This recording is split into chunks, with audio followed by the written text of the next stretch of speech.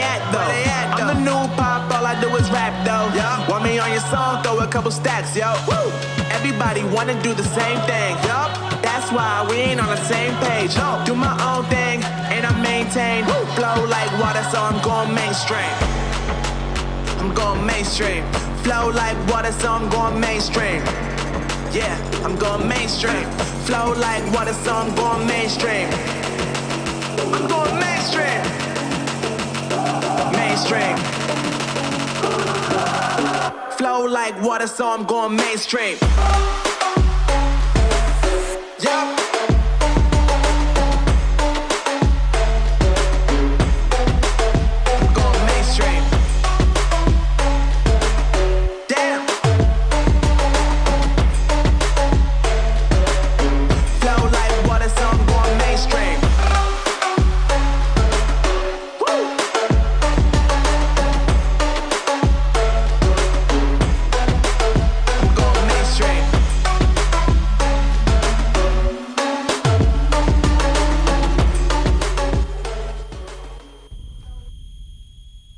One thing that I really saw in Benedictine is that they really were together, like a brotherhood, you know what I mean?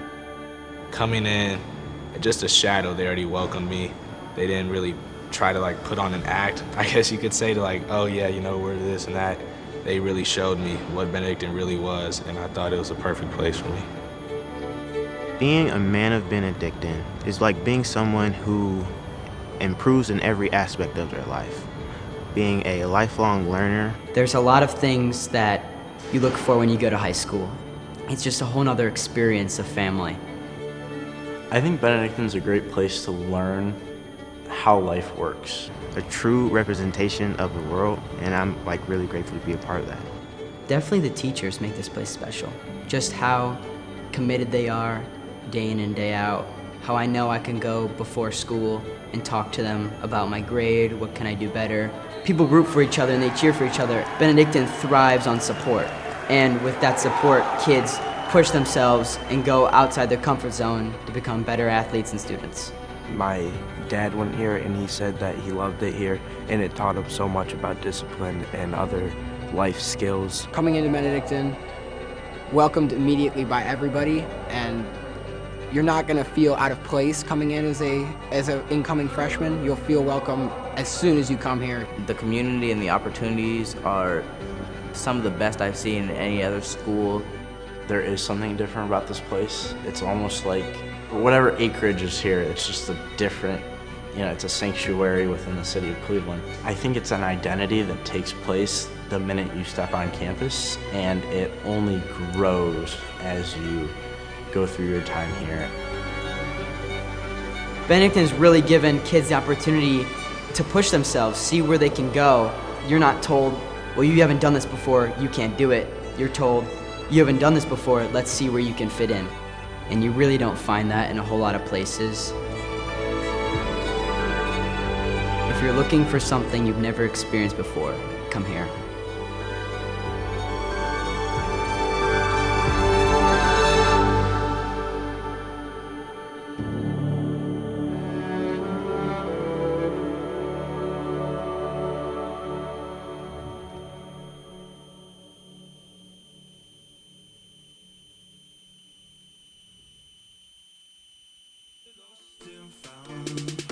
But you don't care, you're unaware. Keep moving like the scars aren't even there. It's in the air, like a blazing flare. Don't stare, cause the flames will burn us. I thought you were the one for me. That's why I gave you everything. Held you close by the stormy seas. Oh, you meant the world to me. I used to kiss your head when you cried for me. While the pain was over, keep you warm by the roaring sea. You meant the world to me.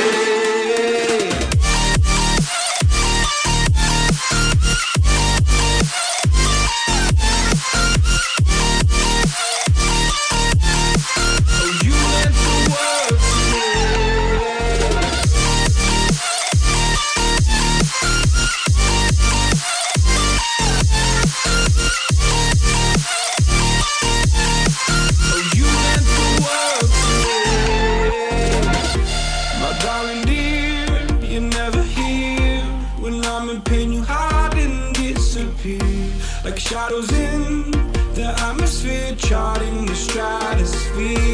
Yeah. I prayed for you and kept you near in hopes you'd chase away my fears. I'm on my own, you made it so, and now I'm chasing nightmares too. I used to run with you through the great big leaves, laugh at you when you laugh at me. Hope for us because I believe the home was just you and me. I thought you were the one for me, that's why I gave you everything. Held you close by the stormy seas, oh you meant the world to me.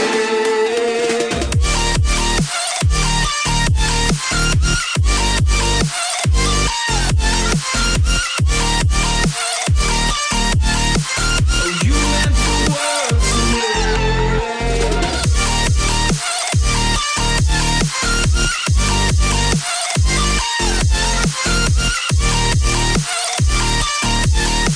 Oh, you meant the world to me.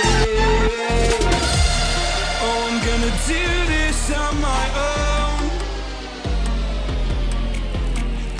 No point in blaming you, you did not know. Oh, I thought you were the one for me, that's why I gave you everything. Held you close by the stormy seas, oh you meant the world to me.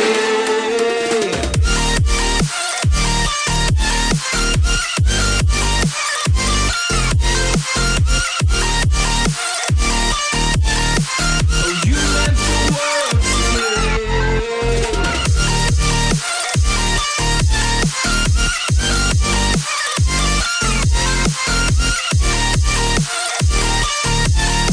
Oh you meant the world to me. Oh I'm gonna do this on my own. No point in blaming you, you did not know. Oh, I'm gonna do this on my own. No point in blaming you, you did not know. I thought you were the one for me, that's why I gave you everything. Held you close by the stormy seas, oh you meant the world to me.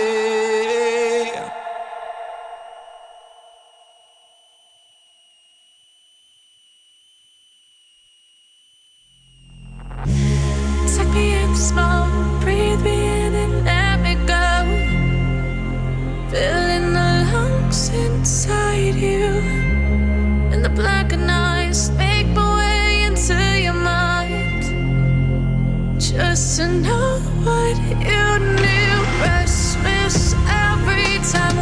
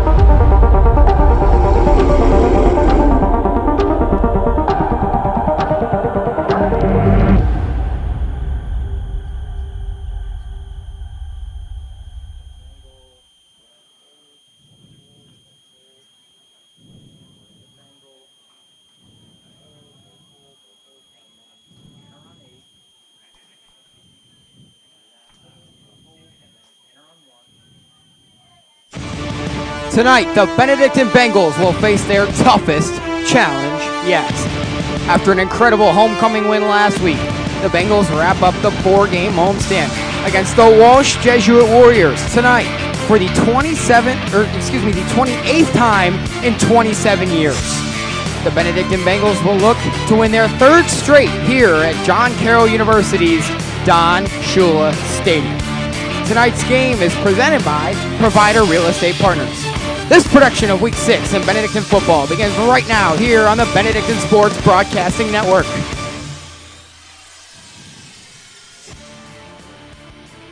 Welcome inside the broadcast booth here at Don Shula Stadium alongside Jacob Sheen. I'm Patrick Lloyd.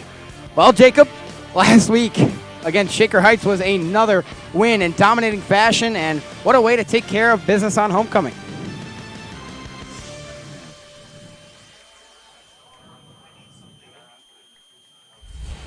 Yeah.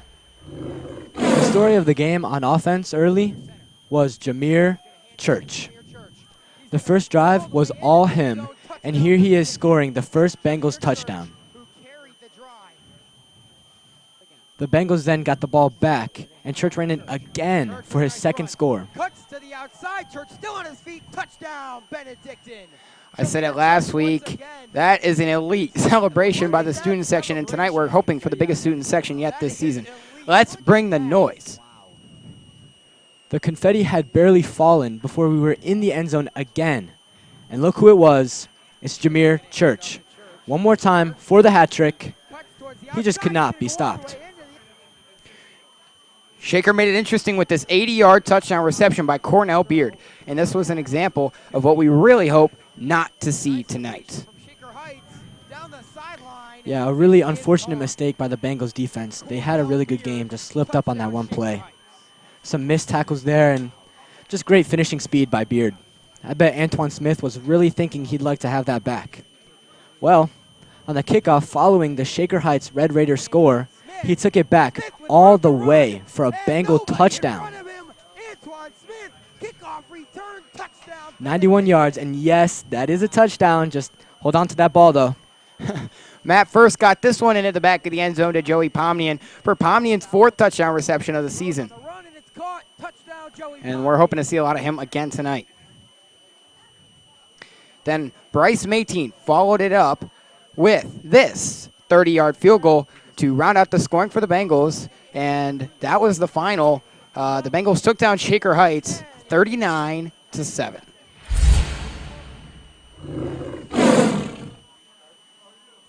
Jacob, you said it, the story of the game early was Jameer Church, but the defense had some great impact plays.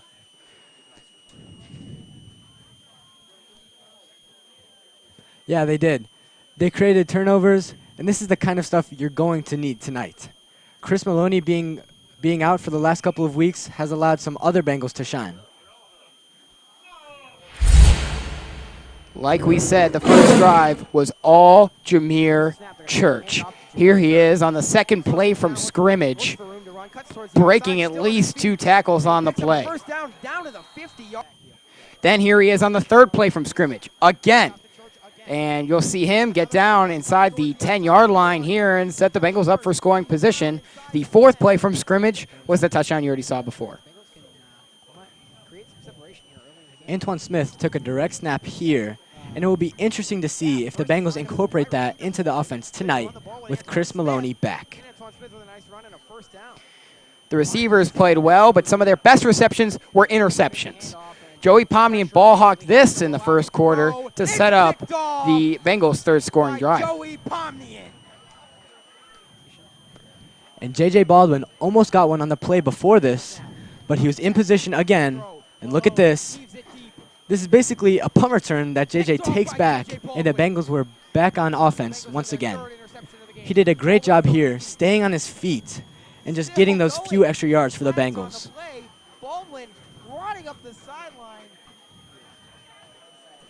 The Shaker offense was in trouble all night, and they were trying to make things happen. But Antonio Hobbs got in front of this one for the Bengals for their 3rd interception of the night. Let's see if we can make some turnovers happen tonight and set up our offense for some good field position.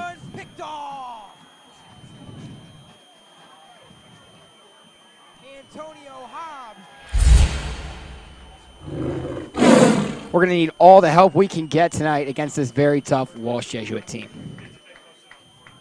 If we take a look right now at the all-time history between these two teams, the rivalry began in 1984 when the Bengals and Warriors faced off. Benedictine won that one 20-18. Then they played again in 1987. Benedictine won 14-0. Now the key thing I would look at in this history is these streaks. From 2014 to 2021, Benedictine won 8 straight matchups between the two. But if you look out throughout, in 2010 to 2013, 4 straight Walsh wins. 2005 to 2008, 4 straight Walsh wins. And 1988 to 2000, Walsh also had 4 straight wins. The Bengals and the Warriors have played every single year since 1998. So, yeah, this is an incredible rivalry between two great teams. It's been back and forth a lot throughout the years. It is, and if you look there at the bottom, you'll see that Walsh Jesuit has won 3 straight in this matchup. So the Bengals are really looking to turn that around tonight. Walsh has proven to be a very good team thus far, and they're probably going to be the Bengals' toughest opponent in the regular season. Crazy stat here, Jacob. We've played Walsh every year since 1998, like we mentioned. So this is the 27th year in a row we've played them. That's crazy. And guess what? In 2020, they were not even on our schedule because it was the COVID season, but we did see them in round 3 of the OHSAA Division II playoffs.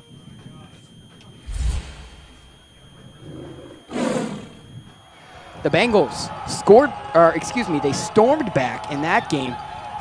They were down 14-0, and they took the lead 20-14. But the Warriors drove 80 yards down the field to tie it, and just needed the extra point to win. But Gary Merrill blocked it to send it to overtime.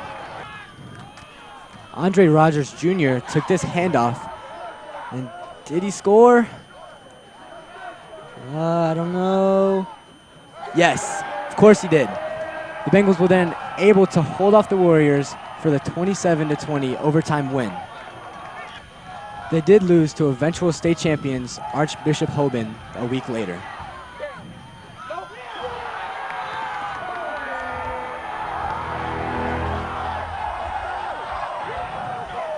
The Bengals met the Warriors again in week 1 of the 2021 season in a double overtime thrill.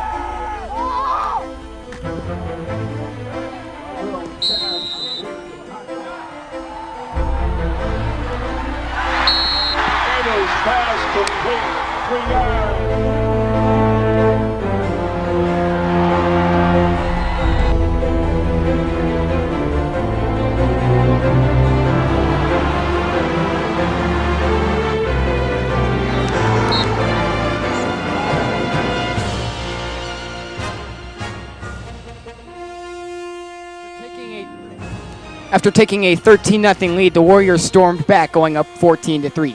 Back and forth it went. C.J. Yarborough was the News Herald Player of the Week for this one, throwing for 331 yards. That's the 7th best in school history. He also scored one himself. Brandon Boyd and Marvin Conkle played great, but so did the Warriors. This was a new, high-octane Walsh Jesuit offense. They had gone through a 23-game losing streak that they snapped 2 years before. But many new Bengals emerged as well, and when the Warriors went to kick the extra point in double overtime, Jarrell Bedingfield was there to block it. The Bengals scored to tie it, and the referees blew dead the extra point attempt, which was really fortunate because it allowed the Bengals another opportunity further back. Christian Cora lined it up and pushed through. Bengals 35, Warriors 34. That was the 8th game in a row won by Benny, but the Warriors were ready for them come playoff time. Although the game was close for most of the first half, the Warriors scored before halftime and never looked back, winning this game and snapping their Bengal losing streak 34-20.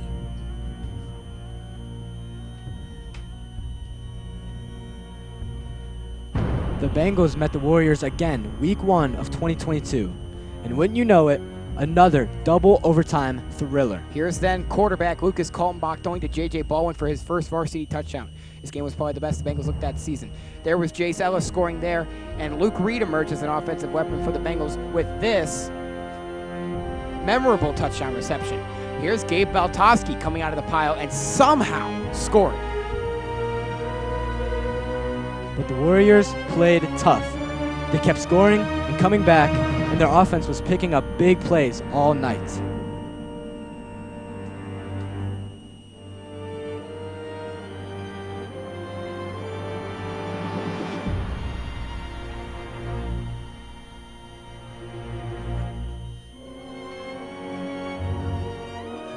Finally, in double overtime, they ended it with a double pass and walked off winners, 38-32. This began the Bengals' own 0-10 season.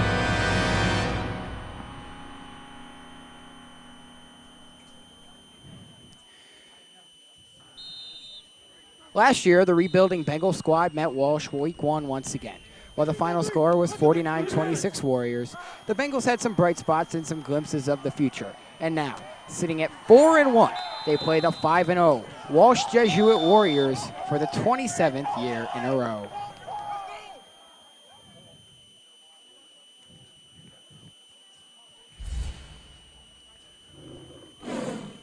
So we can't emphasize enough once again how good of a game this really is.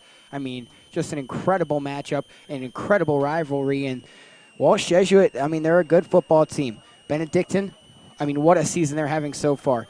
Rain might be an aspect tonight, but with the return of Chris Maloney, anything is possible. Really excited. He's been out the last couple of weeks, so we're hoping that the Bengals are able to, you know, put up a fight against this really good Walsh Jesuit Warriors team. They beat St. Ignatius 2 weeks ago, 42-7. They just beat Akron Firestone, 55-0. They beat Ursuline week 1. That was a closer game. I believe it was 32-7. Walsh is a very good team. They've yet to play a really close game. I mean, the Ursuline game was a good game, but not really, you know, contending games. So we're really excited to see what the Bengals are able to do tonight against the Warriors, and this is the biggest test for them so far. Yeah, the Walsh being ranked 5th in the state, that can be a little intimidating for the Bengals, but just seeing how they are in school, you can just tell they're ready. There is a lot of confidence in this Bengals team. Yeah, two good teams in great form, just winning. Bengals winning by lots of points in all these games, and also Walsh Jesuit not struggling to put up points too. So it's going to be, I think it's going to be a high-scoring game. It's going to be fun to watch too. That's right. I mean, you can't ask for anything else. So the Bengals, they've really dominated so far this season. We didn't really expect. So yeah, we'll see if they can put up a fight. So Benedictine and Walsh Jesuit next, right here on the Benedictine Sports Broadcasting Network.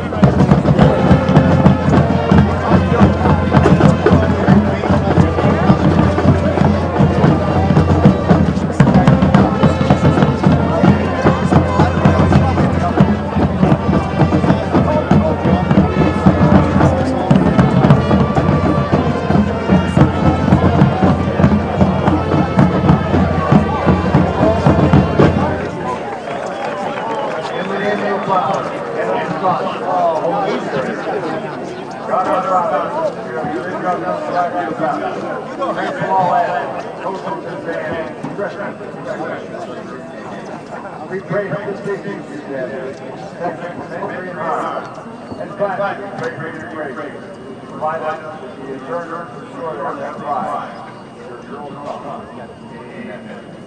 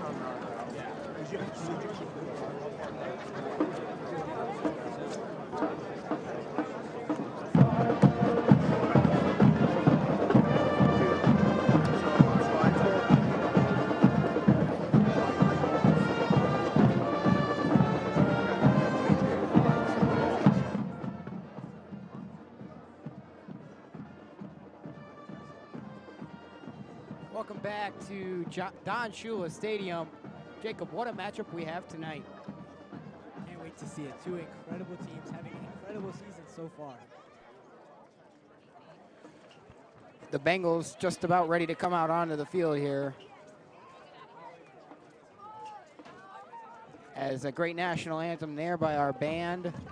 And hopefully a packed crowd tonight at Don Shula Stadium. We thank you all for tuning in, whether you're from Benedictine or Walsh Jesuit, or you're just trying to watch some good high school football. We promise that's what you're going to get here tonight in the biggest game of the year for the Bengals.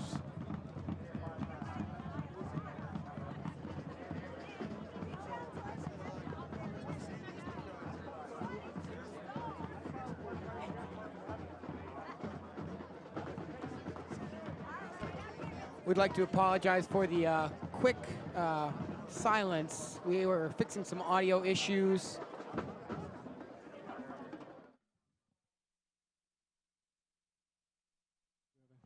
We'll be right back as we're still working on that.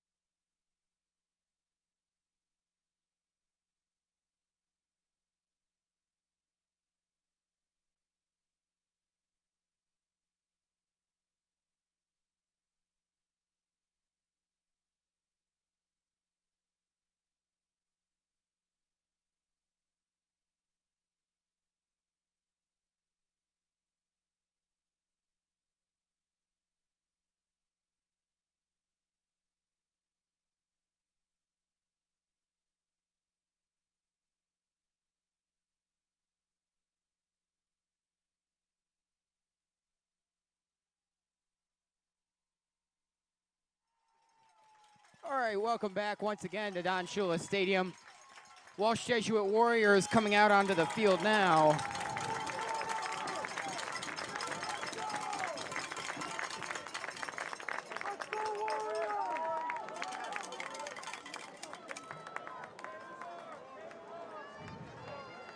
Bengals line up and ready to come out of their locker room.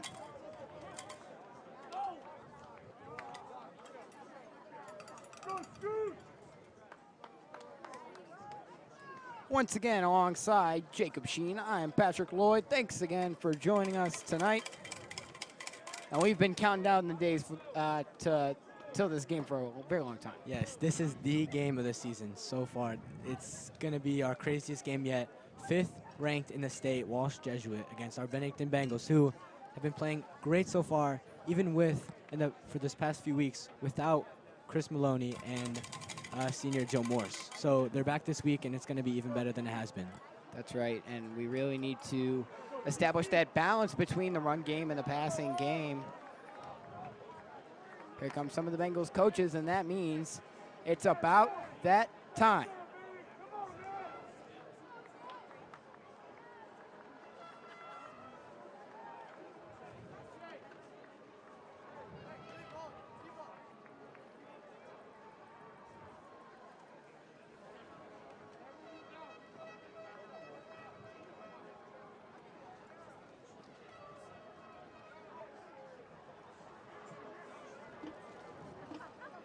Warriors waiting at their sideline. And here they come, your 2024 Benedictine Bengals.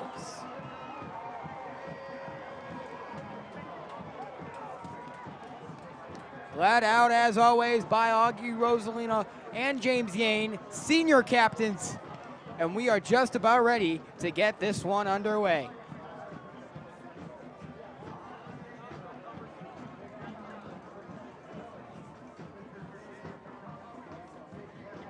You know, you look at Walsh Jesuit's record, they're 5-0.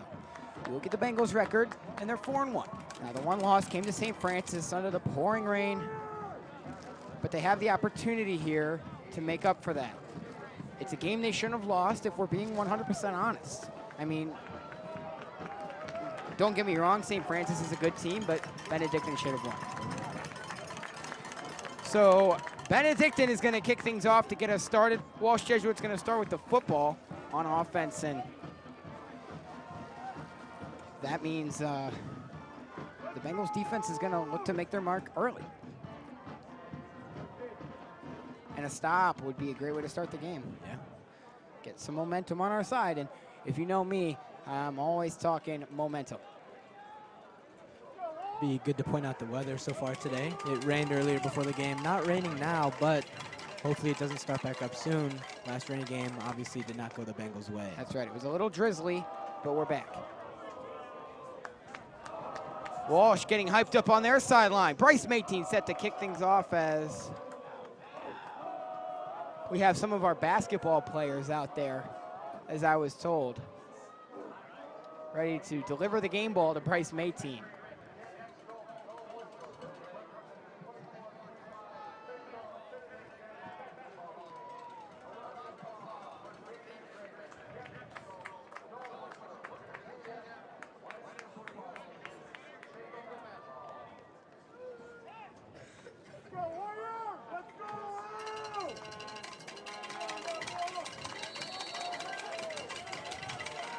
Here we go.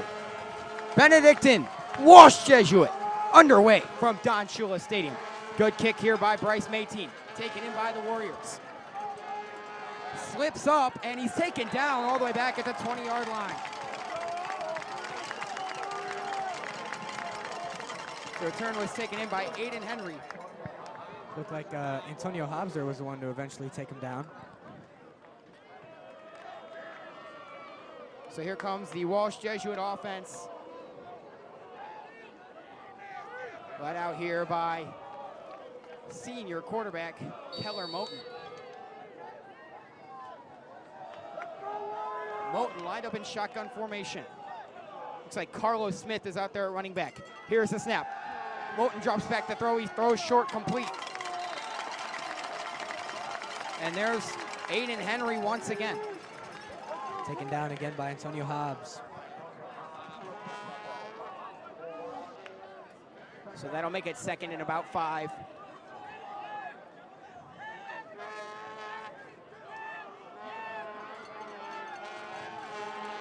Shotgun formation again. Here's the snap. Moten rolls out. He's going to try and run immediately. And he's going to be, I believe he does pick up the first down for Walsh Jesuit. No, yes. Looks like the referee was signaling one thing. They are going to give Walsh Jesuit the first down here.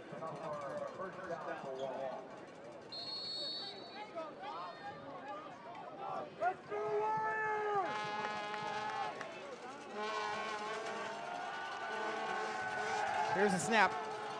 Short pass, and he's taken down. And look who it is again, Antonio Hobbs. Antonio Hobbs, amazing so far. Hopefully he keeps us up for the rest of the game. Been able to find that ball and take down the guy. And the student section loud already.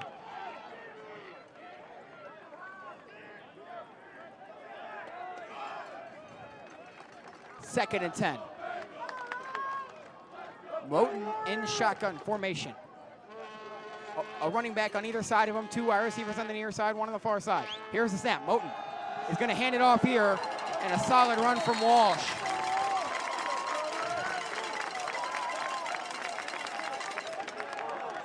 Looks like Marty Tobin on the run. It's going to be 3rd and very short, 3rd and 1 here.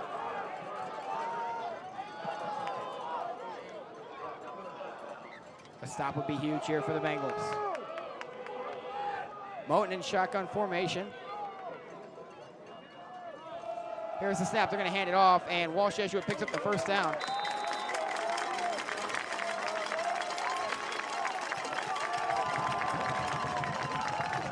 That run was with the junior Carlos Smith. We've seen Smith and Tobin in the backfield so far, running the ball for Walsh Jesuit.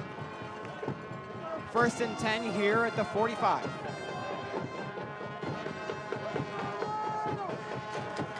Shotgun formation again. Here's the snap. Moulton drops back, looks to throw. Another short pass for Walsh Jesuit. And only a pickup of about 3 yards on the play, second down. Tackle there by Sean O'Connell.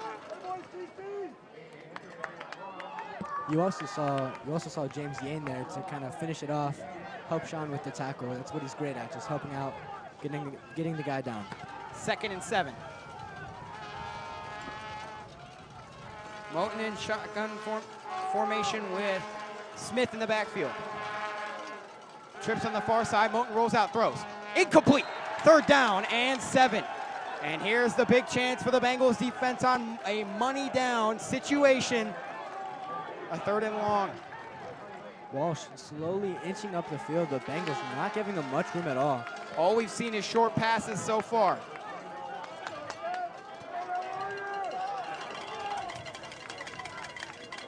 Moulton in the backfield this time with Marty Tobin. And the Bengals jump, Jameer Church, and that's gonna make it 3rd and 2. So, you know, you take a good situation. That's unfortunate. And the flags cost us in the St. Francis game. We can't have that happening again. So 3rd and 2, it's gonna make it much harder for the Bengals to get a stop here.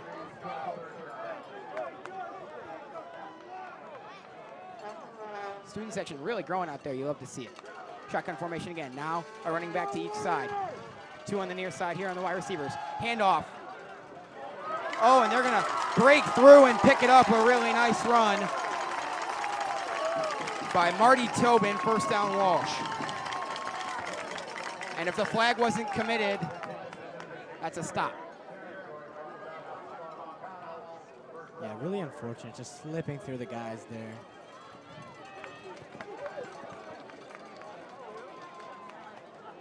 First down Walsh. Moulton in shotgun formation with Tobin. He's going to take it himself and roll out to the right side. Plenty of room to run. I think if he didn't pick up the 1st down, he's awfully close.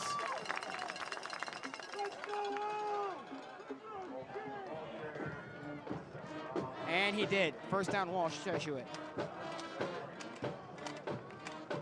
Walsh moving the ball quickly and showing why they're ranked the way that they are in the state of Ohio. Moulton in shotgun formation again. Here's the snap. Hand off to Smith.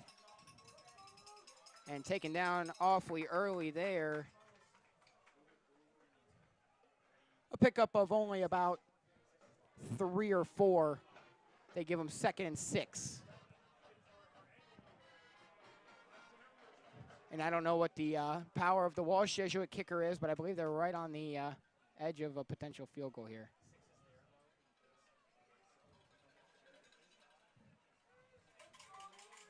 That would be a long field goal, but you never know. Tobin with Smith in the backfield to his right. Here's a snap. Moulton drops back to throw, and it's way overthrown. Good coverage by Joey Pomney, and regardless, 2nd and 10. 3rd and 6.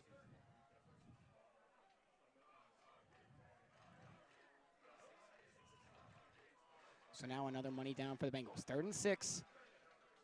They have them right where they want them here. They've got... Yeah, this almost needs to be a stop. Yes. Could be a touchdown. Stop it here. Yep. It's only a field goal. Tobin in the backfield with Moulton. Apologies if I get that mixed up tonight. Very similar sounding names as there's trips on the far side. One wide receiver here on the near side. Here's a snap. Handoff here to Moulton. And he's going to run all the way for a 1st down. Down inside the 10, 1st and goal for the Warriors. Warriors really doing good on 3rd downs. I think that might have been their 2nd or 3rd so far, and just getting major yardage off of a 3rd down. They've been really consistent on that. So the Warriors in the scoring position here on the 1st drive of the game.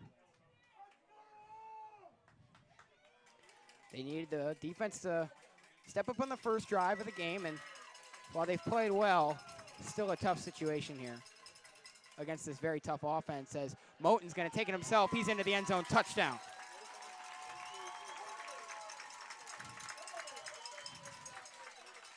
Keller Moulton gets the Warriors on the board first. And they're coming on for the PAT.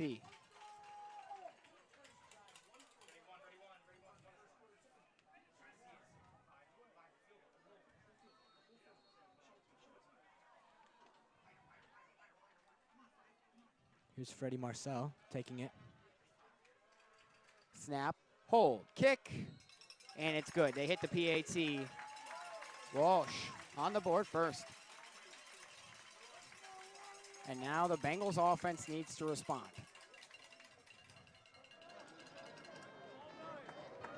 Run game was pretty good for Walsh. Didn't see much from the quarterback besides some short throws, but they were very consistent, just getting up the field little by little. And eventually that's going to lead to a touchdown, especially when you don't have any flags against you. And the flags proving to be costly on that first drive. We'll see now if the Bengals offense can match him.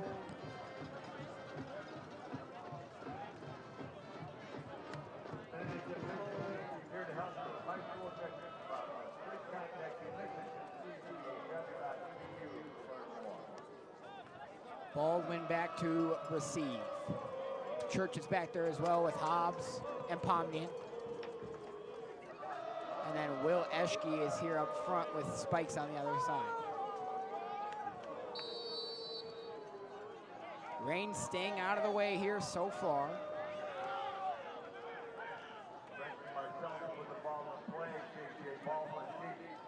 Once again, it's Freddie Marcel to kick things off, and a really nice kickoff taking in here by J.J. Baldwin.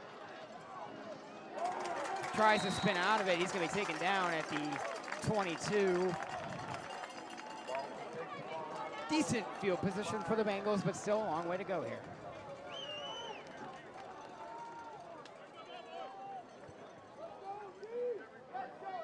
It'll be really interesting to see what the Bengals offense has planned for the Warriors. Right now down by 7, but Bengals are not unsure of a comeback. Had a major comeback against Strongsville, so see if they can do it again. Make it quick. First and shotgun formation with Chris Maloney. Welcome back in the backfield. Baldwin and Pomnian here on the near side. Hand off to Maloney. Maloney runs it up the middle. Chris Maloney with a nice run to start the game off. And he picks up a Bengals first down. Welcome back, Chris Maloney. First run after being out for multiple games, and already gets his first down.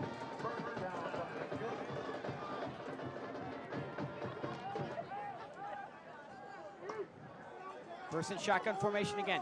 Trips here on the near side with Baldwin, Pomnian, and Carlton. Maloney in the backfield. First brings Maloney to his left. Here's the snap. First hands it off to Maloney again. Maloney tries to cut to the outside. Stiff arm, and another good run from Maloney. He made something out of nothing, and he picked up about 5 yards on the play.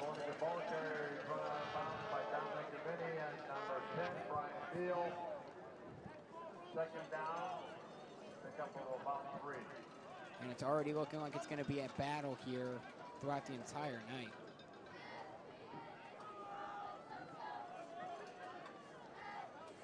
Consistent. That's what we've missed from Chris Maloney so much when he was so consistent in the first 2 weeks.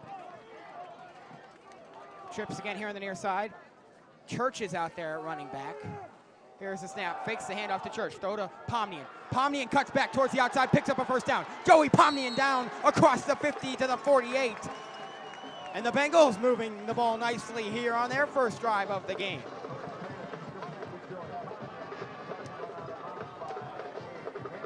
There you go. There's a switch up that worked in the past 2 weeks. Running it a few times, passing it a few times, switching it up, catching them off guard. That's what worked these past few weeks, and they're doing it again, and it's so far so good. Maloney back out there. Baldwin here on the near side. Maloney now to the right of first. Here's a snap. First, shovel to Maloney. Maloney's going to try for the outside.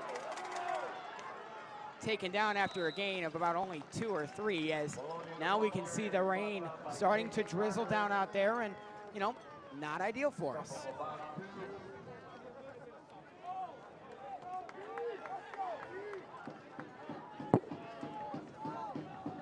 And we actually have a bigger student section than Walsh tonight, as I'm observing so far. So that's, you know, might be the first time that that's ever happened.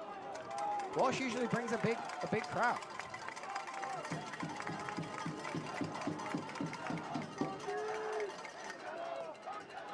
First and shotgun formation. Rosalina in motion. Church in the backfield again. They're going to hand it off to Church. Church powers up the middle. Picks up about 4 more yards, and Bengals going to have their first third down here.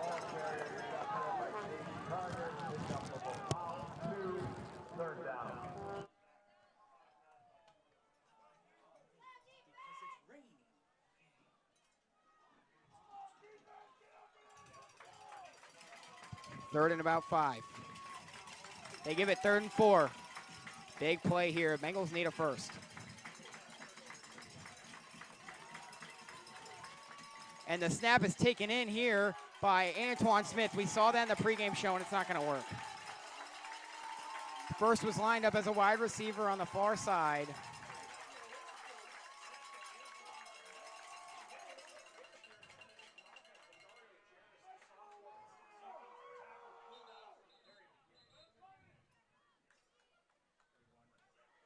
And an injury timeout. Antoine Smith is down on the John Carroll logo at midfield.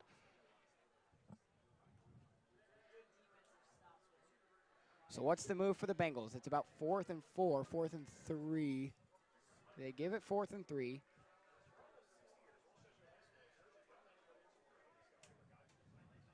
I like how they're getting both of our very good performing running backs out there, Chris Maloney and Jameer Church. Obviously, Chris Maloney just back from injury, but while Chris was out, Jameer has been performing very well, getting 3 touchdowns right at the beginning of last game against Shaker Heights. So he's been doing really good so far, so I like how they're kind of putting them both out there, both getting some time.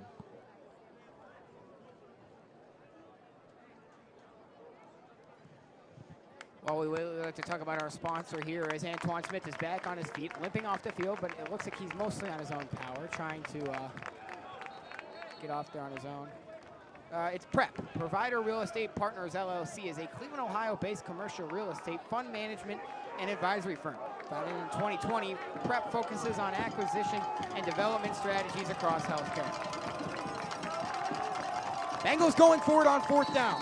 4th and 4. First and shotgun formation, Maloney in the backfield.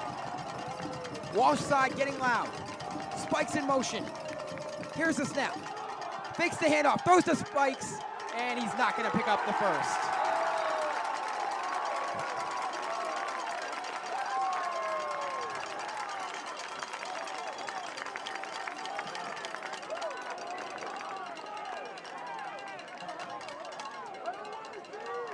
Nice. So he did a good job at first, kind of tricking the other players, catching them off guard. Looked like he handed it off to Chris Maloney. Tried to throw, wasn't the perfect connection that they were looking for though.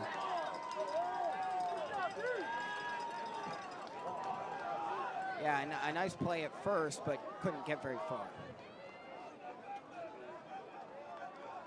Walsh Jesuit with the football now, and the Bengals need a stop. Moten in shotgun formation out there with Smith. Moten drops back, pressure in the pocket, flag on the play, he goes deep. Incomplete, almost caught there by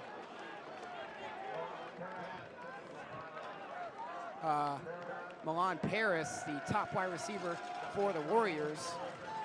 There was a flag in the backfield though. Number 11 for Benedictine, John Jones. Had pretty good coverage on him. He did get his hands on the ball, but... Yeah, John Jones never turned around to look where the ball was. Regardless, they're going to push Walsh back here 10 yards. This would be 1st and 20.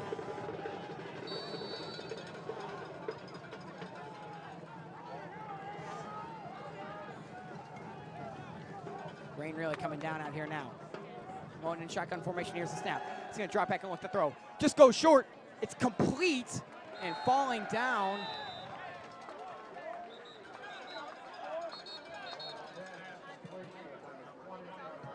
Looks like it was to number 20, Carlos Smith, the running back, with the reception.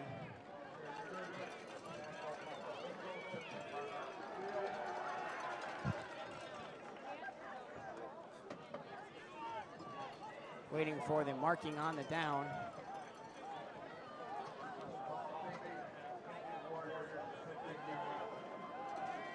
Looks like the referee's talking about something here.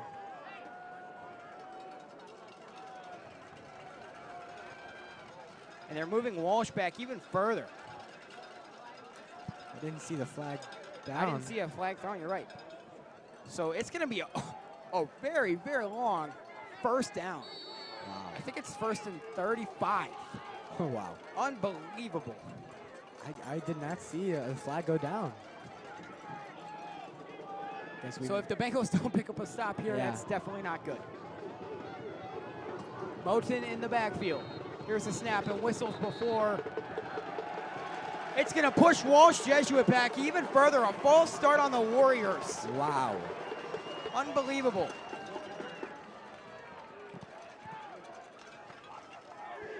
First and 40.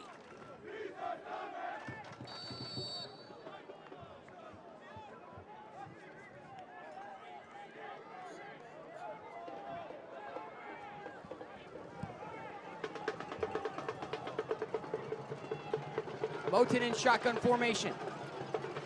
Here's a snap. Handoff. Oh no, and a good run from Walsh.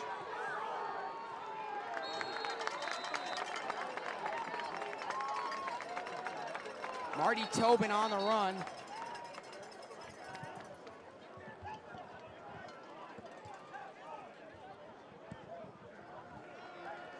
So a big pickup, and that's going to make it about 2nd and 20-ish.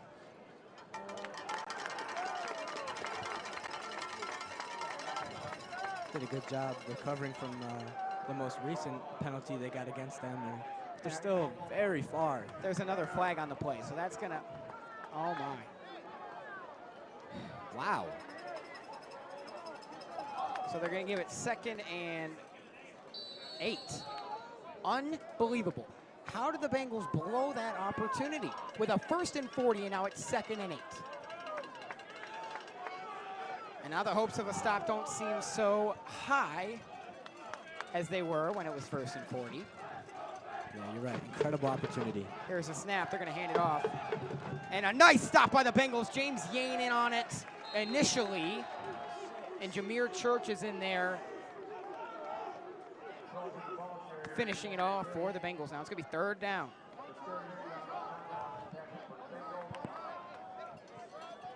Third and 6. Again, very important run on this drive here.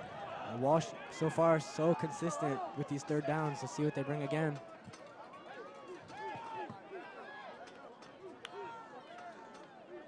Moten in the backfield. Shotgun formation, here's the snap. He's going to run it himself. Pitch play, and Walsh is going to pick up the 1st down. Great play by the Warriors.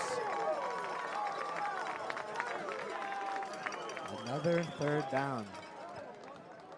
It looked like the Bengals had him wrapped up, but a really nice play where he pitched it out of there. Yeah, very creative so far from Walsh. Doing a good job catching the Bengals off guard, especially on these 3rd downs. So far, I don't think they have not been unsuccessful on a 3rd down so far. Nope. Bengals went from 1st and 40 deep in the Walsh Jesuit territory, and now it's 1st and 10 in their own. Here's a handoff. A nice tackle there. Hobbs in there, as well as Michael Duckworth. He was the main tackle. 2nd and 7. Number 20 for Walsh, Carlos Smith, coming off limping. Doesn't look too good.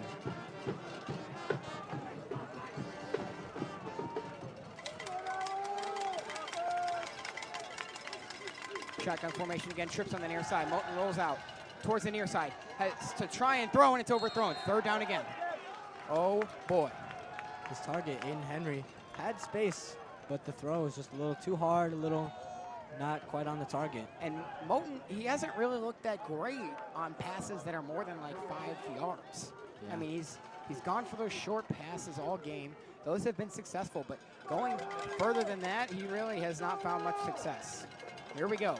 3rd down again. Bengals need a stop. Shotgun formation. 2 wide receivers on the near side. Looks to the sideline for a play. 2 wide receivers on the far side as well. Marty Tobin in at running back in the backfield. to the right of Moten. Here's a snap. Moten drops back. Looks to throw. Pressure. Throws. Diving catch. They don't pick up the first. It was complete to Aiden Henry. Oh, this might be close. Will they give him the first here? And they do. Wow. Another failed third down opportunity for the Bengals defense.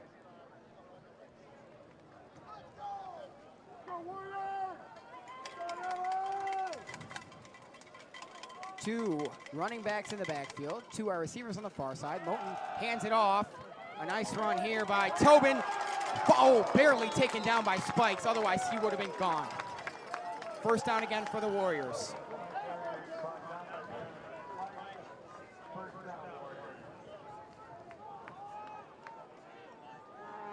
Bengals need to wake up here, again in the red zone.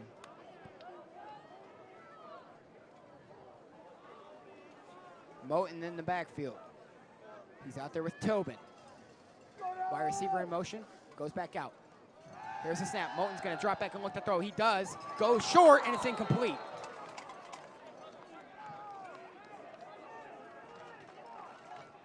Once again, Aiden Henry had it in his hands. Couldn't hold on to it. Wondering if the rain is playing an aspect here. It's definitely a low throw from the quarterback, too.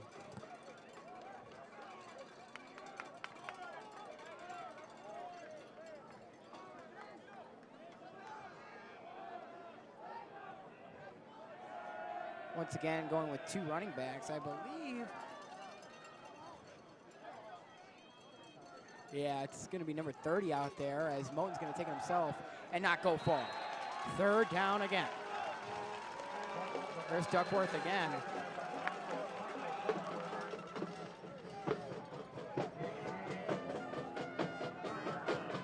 The other person playing in the running back position looks like Ryder Gabanier.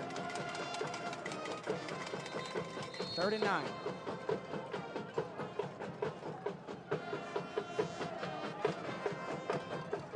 Shotgun formation again with Moten in the backfield with Tobin. Trips here on the near side, one receiver on the far side. Moten drops back, pressure in the pocket, throws, picked off! Joey Pomnian still going! Oh, he stepped out of bounds back, but who cares? What a job by Joey Pomnian. Wow, I really thought he was still in. I thought he was going to go for the touchdown there. It looked like he was gone to the house. Would have been huge. Student section is going crazy. Let's go. There you go. Crucial. Mistake from the quarterback. Hasn't really proven himself yet, but there you go. And a great job by the offensive line to get pressure in there on Moten. It looked like he was going to throw it. It almost looked like Walsh was going to have a completion. But Joey Pomnian with another interception. Hopefully that shakes up Walsh a little bit. Absolutely. And now the offense, who didn't look bad by any means, back out here again. Now's the time to score for the Bengals. Has to be now. Yes. They're still down. Need to get some points on the board. Absolutely. Maloney in the backfield. Baldwin here on the near side. Here's a snap. Hand off to Chris Maloney, taking his time, cutting back up towards the middle, and a nice run for a pickup of about 6. Second down.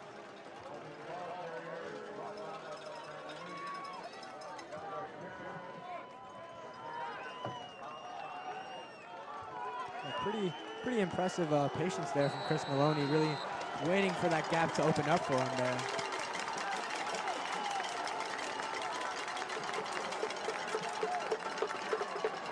Looks like a timeout taken here.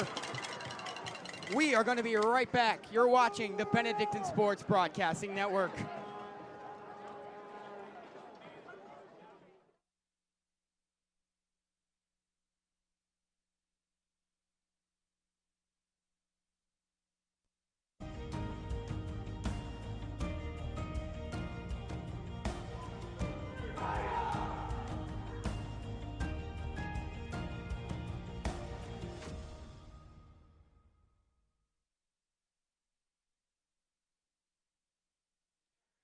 Welcome back to Don Shula Stadium. The Bengals with a huge interception from Joey Pomnian when it looked like the Warriors was going to take a 2-possession lead, and now the Bengals have a chance to knot things up here.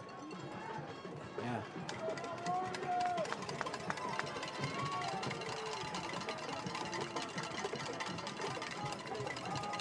Start of the second quarter. Rain still coming down. Student section still looking strong. That's right. Love to see the support. First in shotgun formation.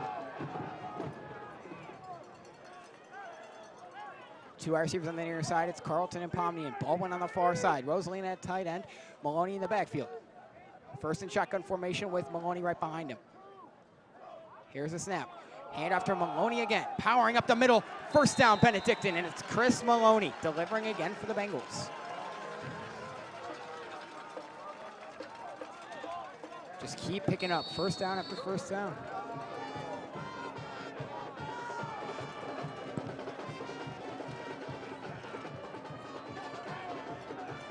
Still waiting for them to show us some Chris Maloney going down the sideline, taking it wide, because that's what he kind of specialized in the first 2 weeks, getting major yardage out wide. That's right.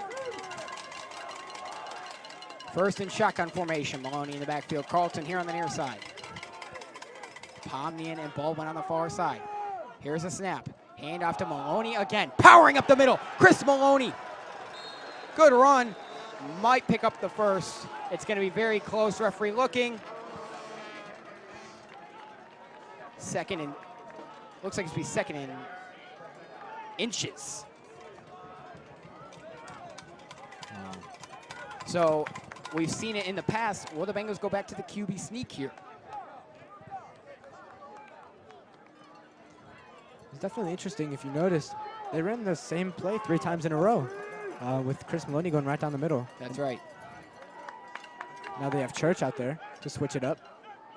Yeah, he's more of the powering up the middle with the strength kind of guy, so that we might see him utilized here as we've got Pomnian and Baldwin on the far side, Carlton on the near side, Church now to the right of First. Here's the snap. First is going to try and throw. He goes short. Complete to J.J. Baldwin. Yeah, that's what they needed there. And it looks like they gave him the first down on the last play, so it's going to be second down now and 5. Oh. So we missed the call of the first down. Initially, they did not call it a first down. Yeah, there were a little confusion there. But you can always count on JJ to get those kind of difficult catches there.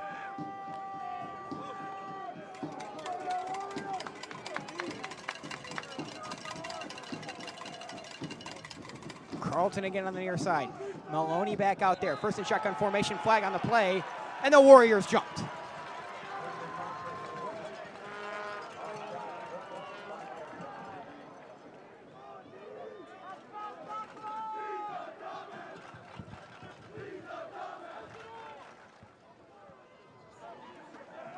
Student section like what they see.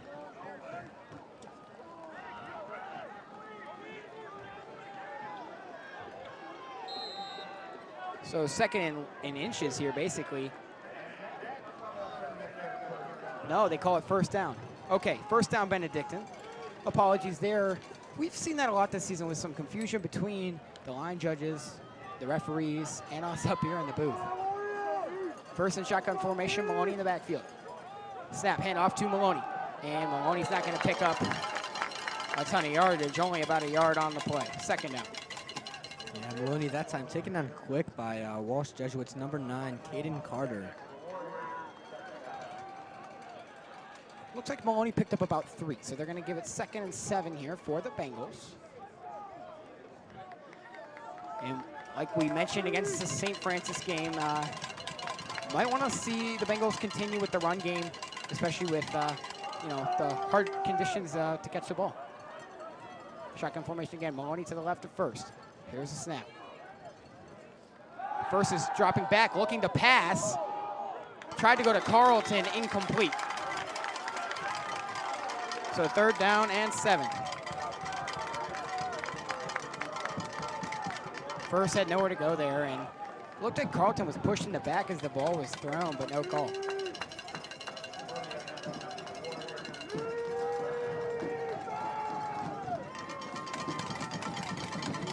Walsh Jesuit Band section getting loud. Big third down for the Bengals. First in shotgun formation. Maloney in the backfield.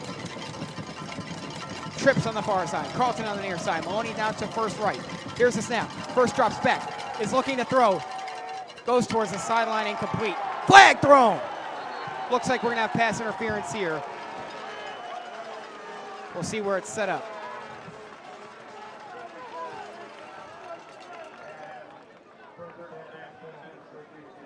Pass was intended for J.J. Baldwin, as you might have just heard. So what's the ruling here?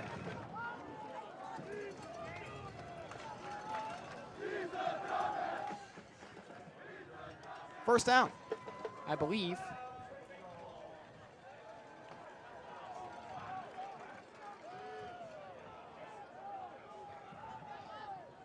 Yes, indeed. Bengals first down. Huge, huge penalty flag. Wow. The Bengals had a big one of their own, and we'll see if this one's going to cost Walsh Jesuit.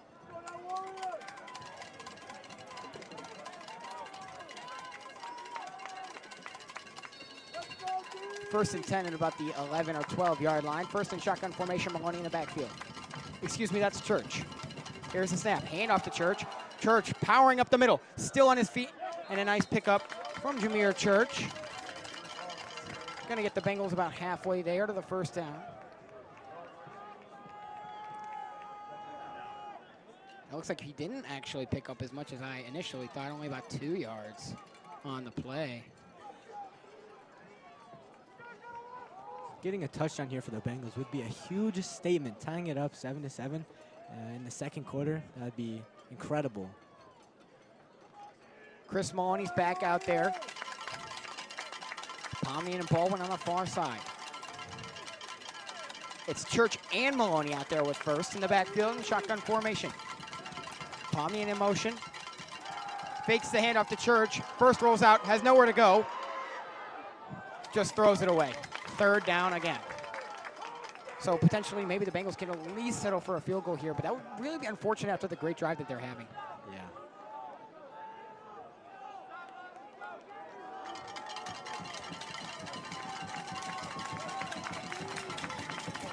Definitely not Matthew First's best performance so far, but still early in the game. He can definitely still prove himself, especially if he was able to get a touchdown here.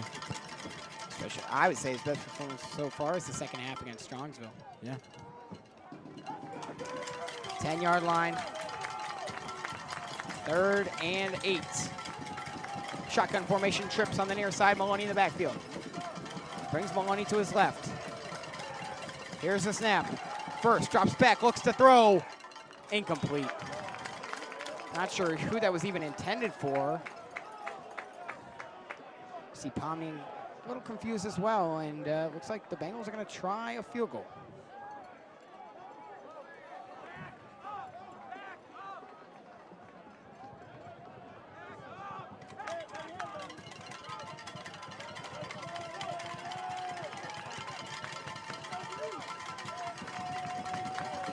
A 27-yard attempt for Bryce Mayteen. Here's the snap, hold, kick. And it's good. Bryce Mayteen gets Benedictine on the board. So not the desired outcome of the drive, but the Bengals are on the board here, and then defense needs to do much like what they did last time out. Really unfortunate, but again, Bengals wasting opportunities. They had a third down, didn't get the first down, but there was a flag on the other team, so they got the first down eventually. Incredible opportunity in the red zone, and they just couldn't finish it.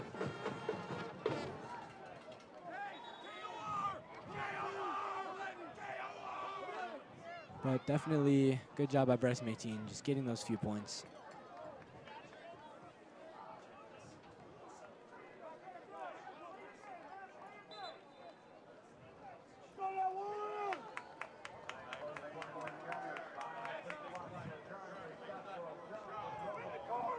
So Mayteen to kick things off again.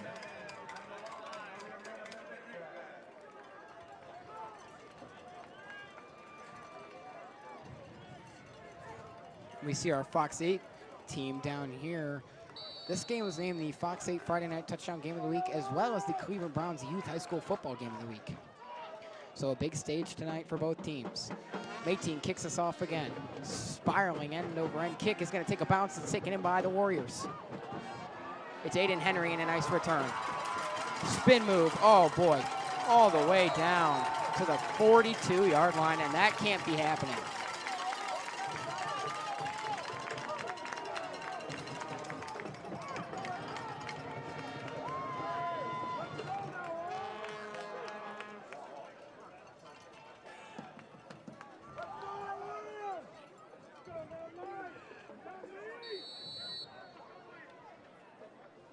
Here's the Walsh Jesuit offense once again.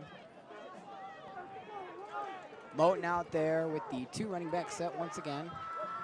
Looks like Moten is out there with Tobin. And number 30, as we mentioned before, is a nice run here by Tobin.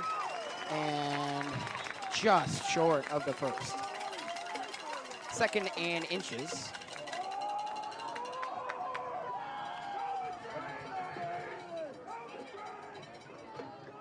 Ryder Gabanyor out there as well as that's number 30. Here's the snap. Handoff again to Moten. First down, Walsh Jesuit.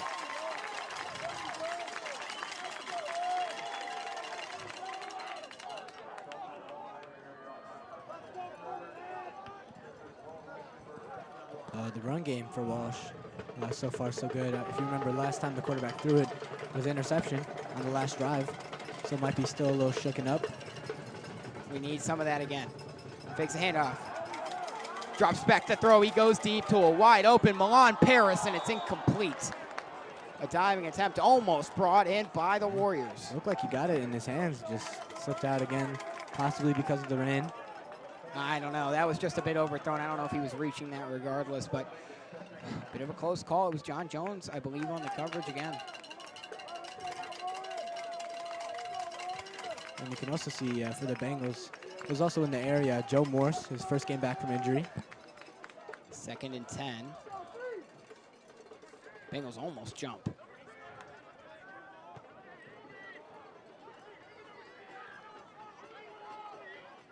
Keller Moten hands it off to Tobin. Flag is thrown in the backfield after a pickup of about 8. We'll see the call. And it looks like it's going to be on the Warriors, waiting on a call. It's going to push the Warriors back. I believe a 5-yard penalty. No, 10-yard penalty. Wow. So 2nd and 20. There you go again, opportunity. Got to take advantage of it. Absolutely.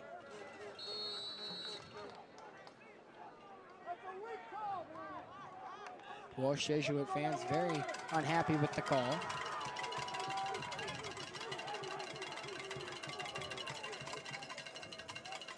Shotgun formation again. Here's the snap. Moten's going to run it himself on the long 2nd down. He's going to pick up about 6. This will be 2nd and about 14. Tristan Wilson with the coverage there. Yes, that's right. 3rd down. My mistake.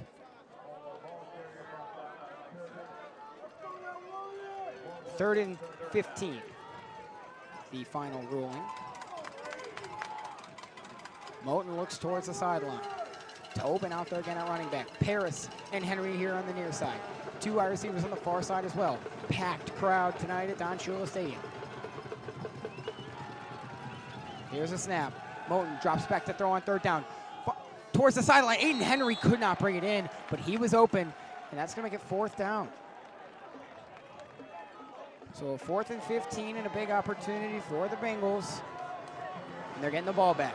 Here comes the punt unit for the Warriors. Nice job by the defense with the help of a flag. Yeah, there you go. Finally the Bengals. They had an opportunity to stop them, especially getting that 10-yard penalty there. And they took advantage of it, which is exactly what we needed. So now 6 minutes and 4 seconds before halftime to either make this a 1-point game with a field goal or give the Bengals the lead. Here's the snap, the punt. Very good punt by Walsh Jesuit, taken in by Baldwin, and met immediately by Walsh Jesuit. So down inside the 15-yard line, the Bengals gonna have a really long field to go, but the way the run game's been performing, hopefully they'll be able to move the ball down the field efficiently here.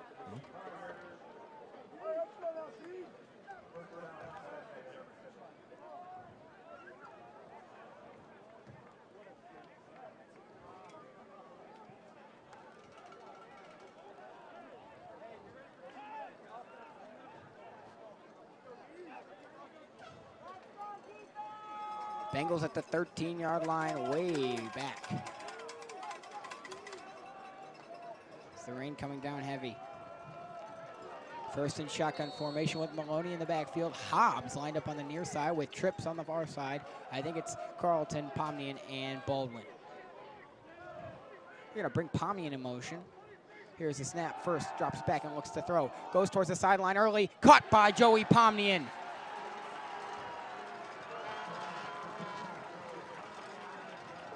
First down, Benedictine. Good so far. Punt return wasn't that good. Got stopped really far back, but you know, slowly making their way up the field. And a really nice way to get the drive started. And really good job also mixing in the passing game. Matthew First wasn't too successful in the last drive, but there he goes. He shows himself this one so far. And a really nice over-the-shoulder catch also by Joey Pomnian. Shotgun formation again with Church out there. Or excuse me, Maloney, sorry. Hand off to Maloney. He's going to cut towards the outside, spinning. And a solid pickup for what it's worth. Probably about 5 yards. And the rain really coming down hard now. You could see on the camera there.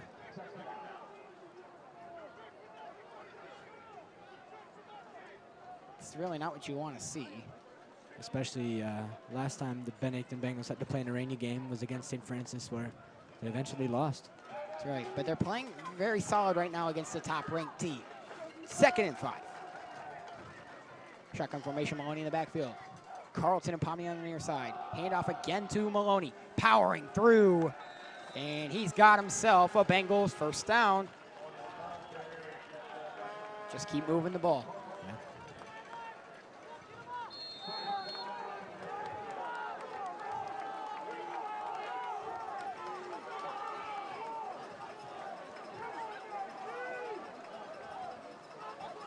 Oh boy, it is really coming down. This is pretty bad out here. I don't know if we saw weather this bad against St. Francis, but at least the wind's not blowing it towards our press box. First in shotgun formation. Here's the snap. He's going to try and throw. Hit as he throws, and it is picked off by the Warriors. Honestly, he should have just thrown it away with the pressure.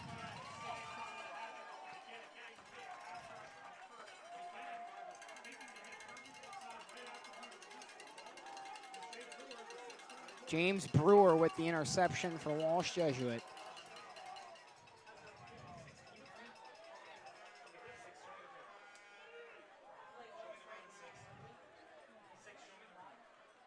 That's unfortunate for the Bengals. They had the chance. Scoring on that drive could have given them the lead. Pretty unlucky for the quarterback, Matthew First.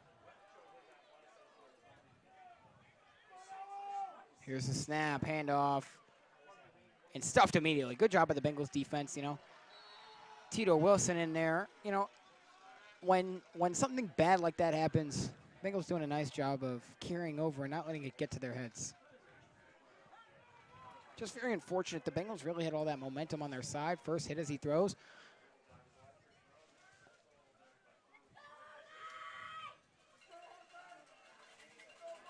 Second and 11. Sorry, 2nd and 8. Moten in the backfield, fakes the handoff, drops back, looks to throw.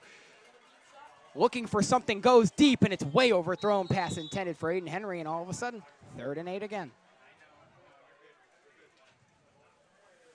Crucial 3rd down, looking to get the football back here before the half. Bengals are going to receive the second half kickoff, so they can just take this to halftime. A low-scoring game here so far.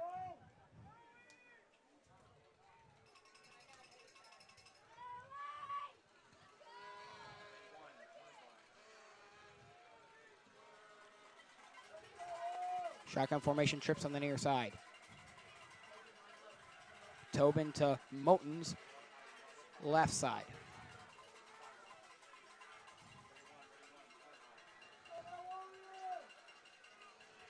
Here's a snap. Moten's going to run it himself, and he's taken down. Good job by the Bengals defense. James Yane's helmet comes off. But another stop, and it's 4th down.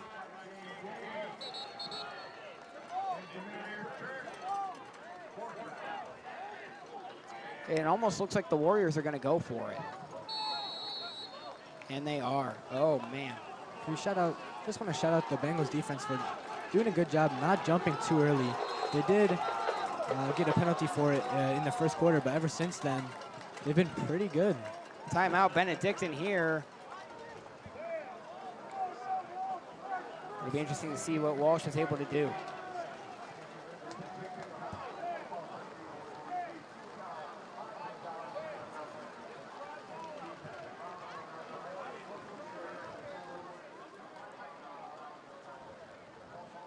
You can hear the rain, you can see the rain. Absolutely incredible. It's coming down hard out here. Shout out to our students staying strong in the student section, not giving up. It's definitely shrunk a little bit. Yeah, but you can tell who the real fans are. And definitely still a lot of the fans who aren't students staying for the game. Always appreciate the fans. Maybe they're just going under the stands waiting for it to slow down. And oh man, it is pouring out here. Yeah. Wow. This was not in the forecast, but here we are. 4th down. Walsh Jesuit going for it. Oh, unlucky for Walsh here. Yep, 4th and 6. Rain gets worse as they start their 4th down. Moten yelling at the line. Goes up. Paris here on the near side. Still looking to the sideline. They really want the Bengals to jump here. Yeah, I think that might be the goal. Doing a good job, Bengals, like we said before. They are going to snap it, and Moten is going to punt it. Pomnian push down. That punt's going to go into the end zone. Lucky break for the Bengals and a touchback. So an interesting play there with Keller Moten punting the football.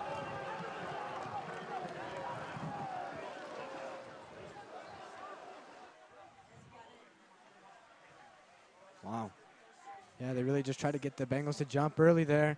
Bengals, amazing job, just staying strong. Punted it out. So far, so we good. caught a lucky break that it went into the end zone. 1st and 10 for the Bengals. They've got 3 minutes to try and make this either a 1-point game or get us the lead here before halftime. And we look down, we can't even see people. It's just all umbrellas, which is kind of a crazy sight. That wasn't even the case during St. Francis. 1st and shotgun formation, Maloney in the backfield, Carlton here on the near side. Rosalino in motion. Here's the snap, handoff to Chris Maloney. And he's still on his feet. There goes Maloney through the middle. He's gone. Chris Maloney to the house. Touchdown, Benedictine. And we're back in the lead. So impressive from Chris Maloney, so quick, getting through a few tackles there and just taking it all the way down. What a turn of events. And that's just what the Bengals were looking for.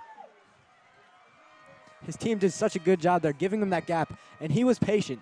He didn't go full thrust right away. He waited to get that space, and he took it. That's right. It really looked like they were going to take him down. And I was just about to mention, after the play, Maloney hasn't really broken out for big plays yet. And then he took it right through the middle, snuck through those 2 guys, and then nothing but green grass in front of him. First game back from a big injury, and he's already bringing back what we've been missing. 18 on for the PAT. Here's the snap, hold, kick. Walsh Jesuit in there, and it's blocked. No good. So that's not ideal. Yeah. And that'll shake up the scoring for the rest of this game. But the Bengals in the lead for the first time tonight. Yeah, Walsh Jesuit really got in there quickly, and I was wondering if it was going to be blocked, and it was. And now the defense just has to keep doing what they've been doing all night. And we have a great game on our hands. Incredible work from the Bengals offense. They completely caught Walsh off guard. They were not expecting that. After the start, it really looked like, Walsh was going to run away with this game. They had all the momentum. They were playing much better than Benedictine. But now, it really feels like it's turned around as Walsh Jesuit's going to come back out with 3 minutes left. The Bengals just need to get a stop, and then they're going to get the ball back to start the second half, and that's huge. Yeah. The Walsh sideline coming out so far at the beginning of the game came out really loud, really excited, really confident, and now they're getting a little quiet. Just have to keep this up. Walsh side stunt. 18 to kick us off again.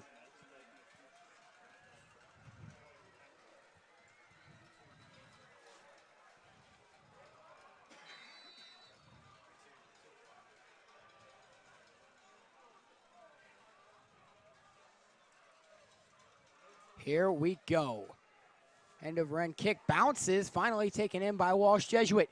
Bengals have coverage there at Hobbs, and Henry breaks free again. When it looks like, Antonio Hobbs is there to make the tackle on the kickoffs, Aiden Henry does a nice job. He's very elusive, getting down to the 35-yard line with another good return. So now it's time for the Bengals defense to shine and try and get a stop before halftime.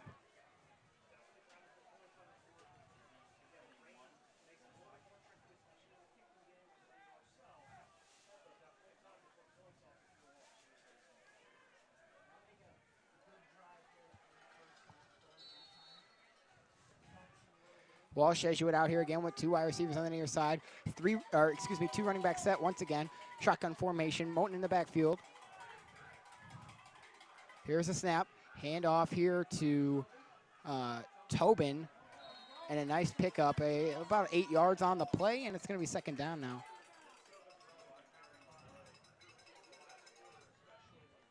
Looked like they had him initially, just kind of pushed through the Bengals there. Walsh has done a good job of that all night long. Same setup as last time. Another run, and the Bengals are there this time. Good job by the Bengals offensive line and linebackers. James Ian in there. We saw Jameer Church, the main tackler on the play.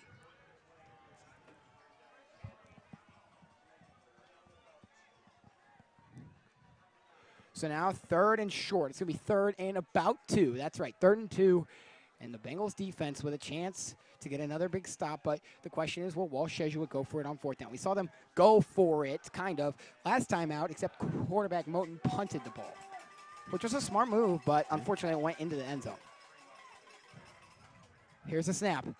Moten's going to take it himself, and they're not going to pick it up. Tito Wilson on the tackle. 4th down. Looks like he got very close to that 1st down, though. Yeah, it's going to be 4th and inches. Yeah, not surprised that they're going for it here. No, not at all. Big chance for the defense. Got to be a stop. Here's a snap. Handoff.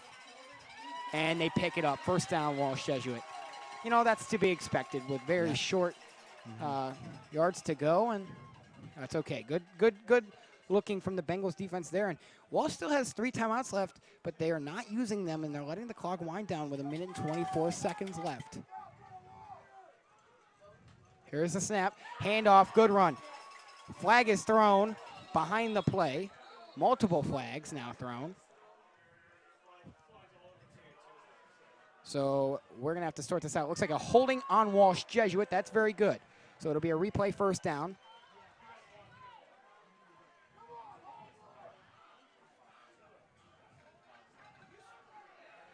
How far are they going to push him back? Looks like it's going to be a 10-yard penalty. So it's going to be 1st and 20.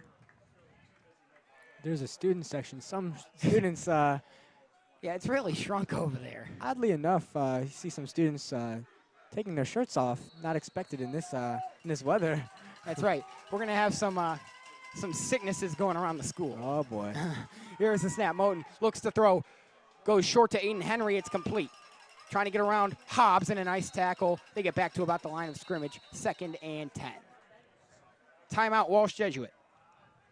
Just 53 seconds left. Would be great if the Bengals could go into this halftime with the lead. That would be incredible for the Bengals. Huge statement against this Walsh Jesuit team.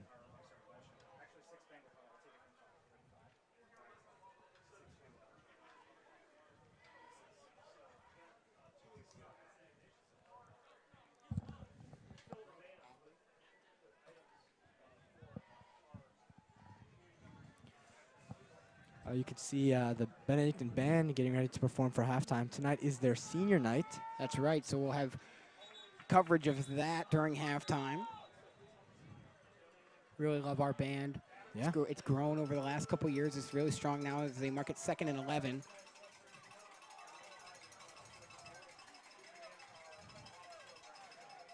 .56 seconds left, and the Bengals just got to take this lead into halftime and get the ball back to start the second half. Moten in the backfield. Shotgun formation again. Here's the snap. Moten drops back, looks to throw. Pressure immediately, almost knocked down by Tyrell O'Neal. Good run here by the running back. It looks like it's Tobin. Marty Tobin is going to get about 7-ish yards. This could be 3rd and about 4. Jameer Church, good job taking him down. Haven't seen him. We've seen him so far on offense a little bit with Chris Maloney back, but he's definitely making an impact on defense. And, of course, Joy Palmian helping him out with the tackle there. They mark it 3rd and 6. Tobin in the backfield to the right of Moten. Trips on the far side. Flags, I believe. Nope. Timeout Benedictine this time.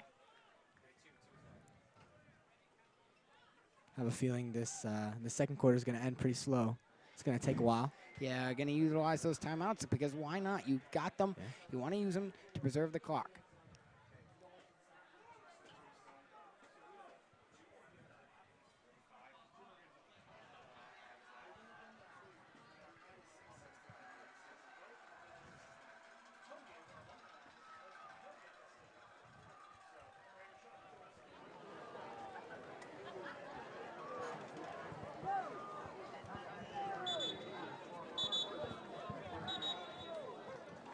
Referees calling the teams back out to the field.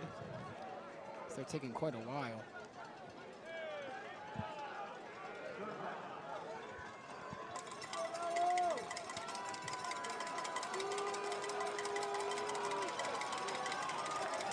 Very big play here. That's right. Walsh Jesuit so far been pretty consistent on these 3rd downs. Shotgun formation. Moten drops back. Tries to run it immediately. We've seen this before. Almost taken down by Tyrell O'Neal, but the Bengals do get a stop, and it's Michael Duckworth in on the tackle.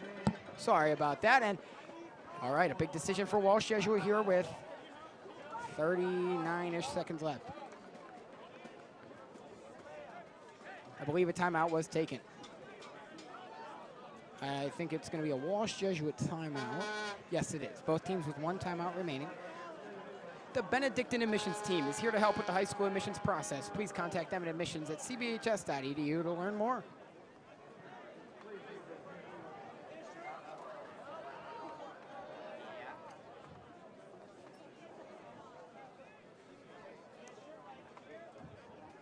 Look around high school football. Chardon, a powerhouse in our division, Division III, is down 20-3 against Kenston. Wow. That is surprising.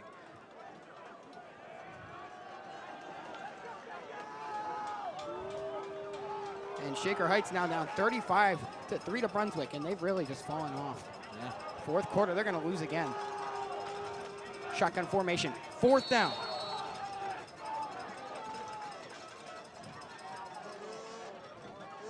Looking towards the sideline. Yeah, they're gonna try it again. What they did earlier. Just they want the Bengals to jump. Yes, yes, but the Bengals have to be very disciplined here on the line. Here's a snap. Moten drops back, looks for a completion. Paris is deep, and somehow he made the catch. 1st down, Walsh Jesuit. Wow. And that's their top wide receiver. Palmian was there, and he somehow brought it in. Oh, boy, that is really unfortunate for the Bengals. They're running the hurry up here. Handoff. No, Moten keeps it, and he's taken down. Good job there. And you see Tristan Wilson getting fired up. Wow, incredible catch earlier by their wide receiver. Good deep throw. So a timeout taken. That's Walsh Jesuit's last. I think regardless here, they're going to have a chance to get a field goal. Yeah. And that could put them up by 1 going into the half. I'd like to remind you about our fall tour, October 1st, 2024. It's from 5:30 p.m. to 7 p.m. You can tour the home of champions, meet our admissions staff, see our campus, and learn how you can become a man of Benedictine. You can visit cbhs.edu to learn more.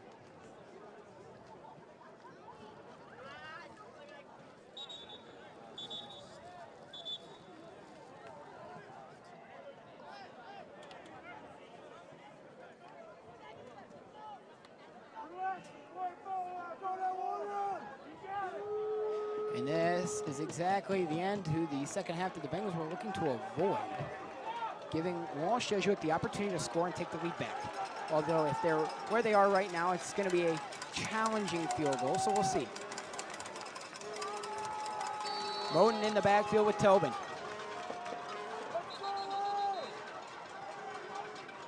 And Benedictine is going to take their last time out. So as you said, a slow end of the first half here. Yeah.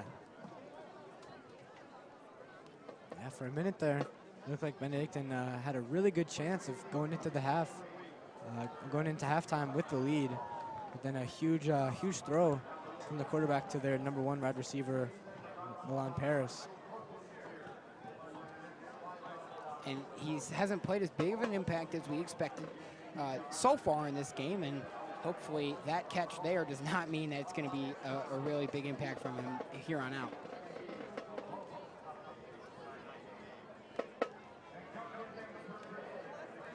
Our student section there, working through the rain. Gotta stay loud for us.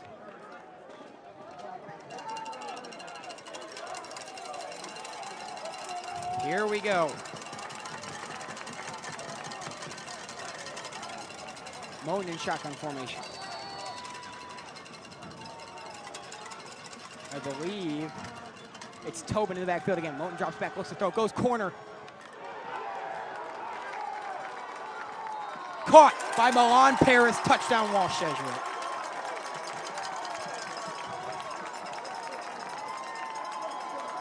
Unbelievable.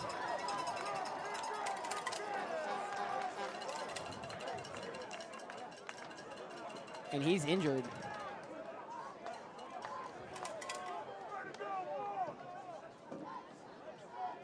Wow. Another big throw from the quarterback.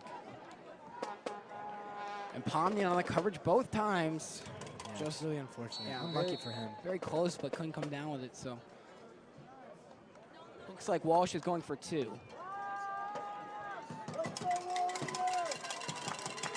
That would put them up 6. It makes sense. Moten in the backfield. Really big chance here for Benedictine. Moten throws quick. Big hit by Joey Pomnian, no good.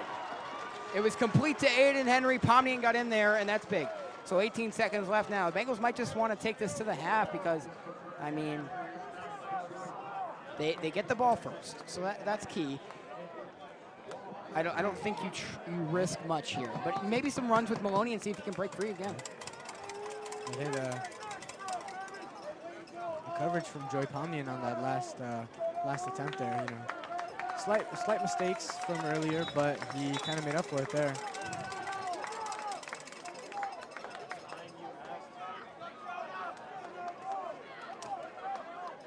So, you know, 2 big catches from Milan Paris, and Warriors are back in the lead. And that's the adjustments they need to make at halftime is a plan to stop him.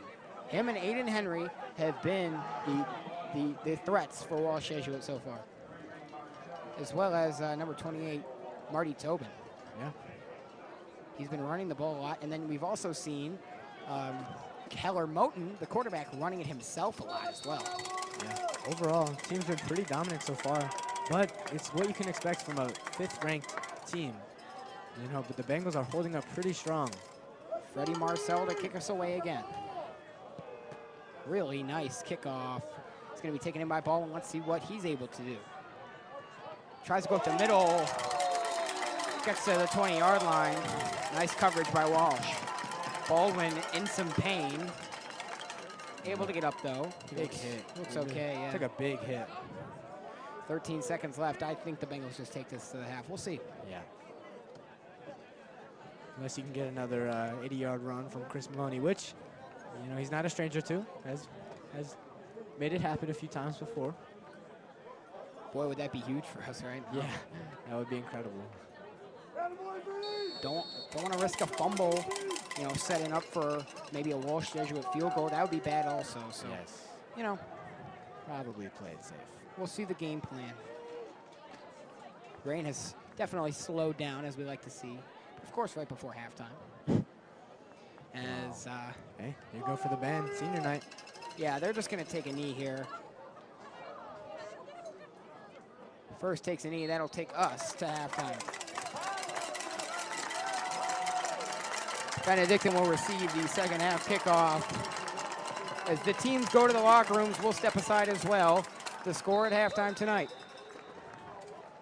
Your Benedictine Bengals trailed the Walsh Jesuit Warriors by a score of 13 tonight. We'll step aside. Please enjoy Band Senior Night. You're watching the Benedictine Sports Broadcasting Network.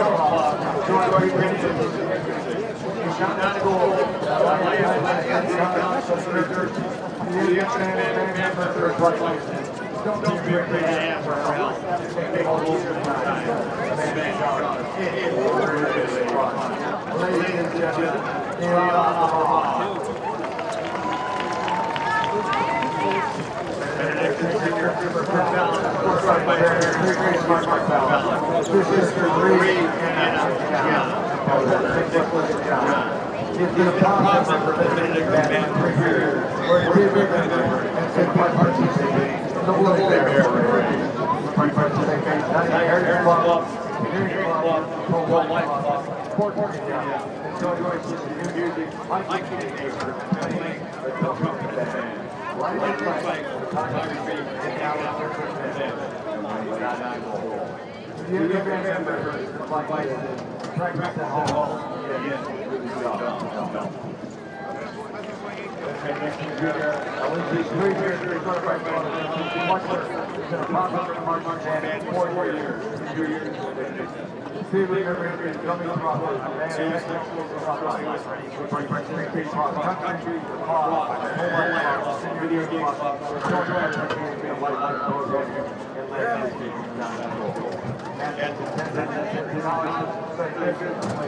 You said you have your members.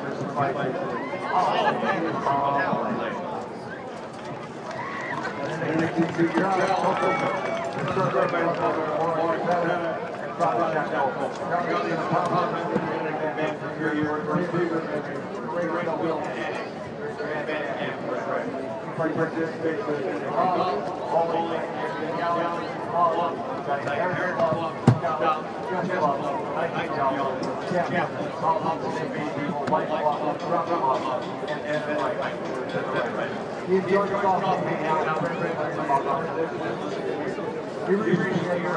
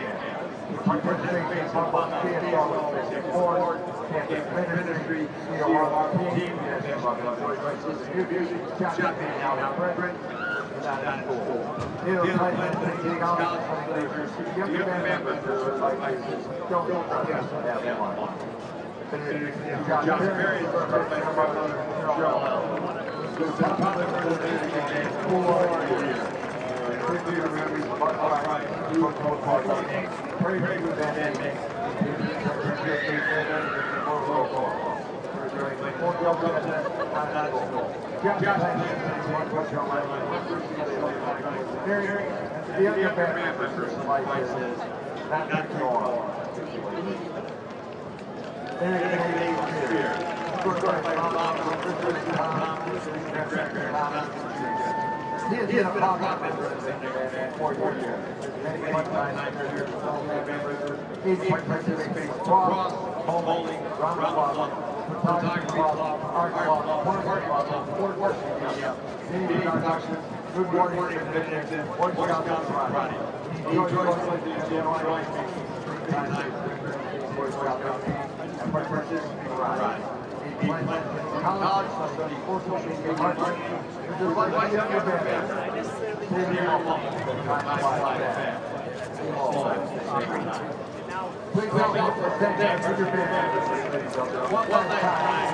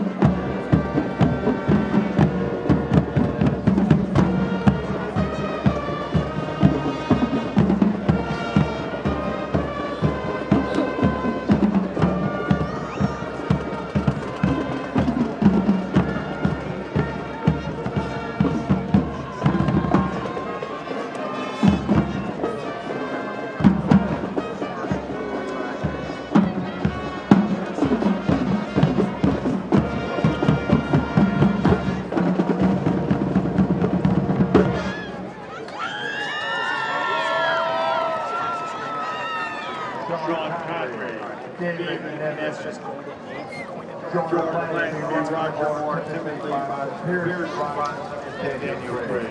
They all played equally big some of those steps. And now, that's taking after the deed of the fighter, Bob, James Ball.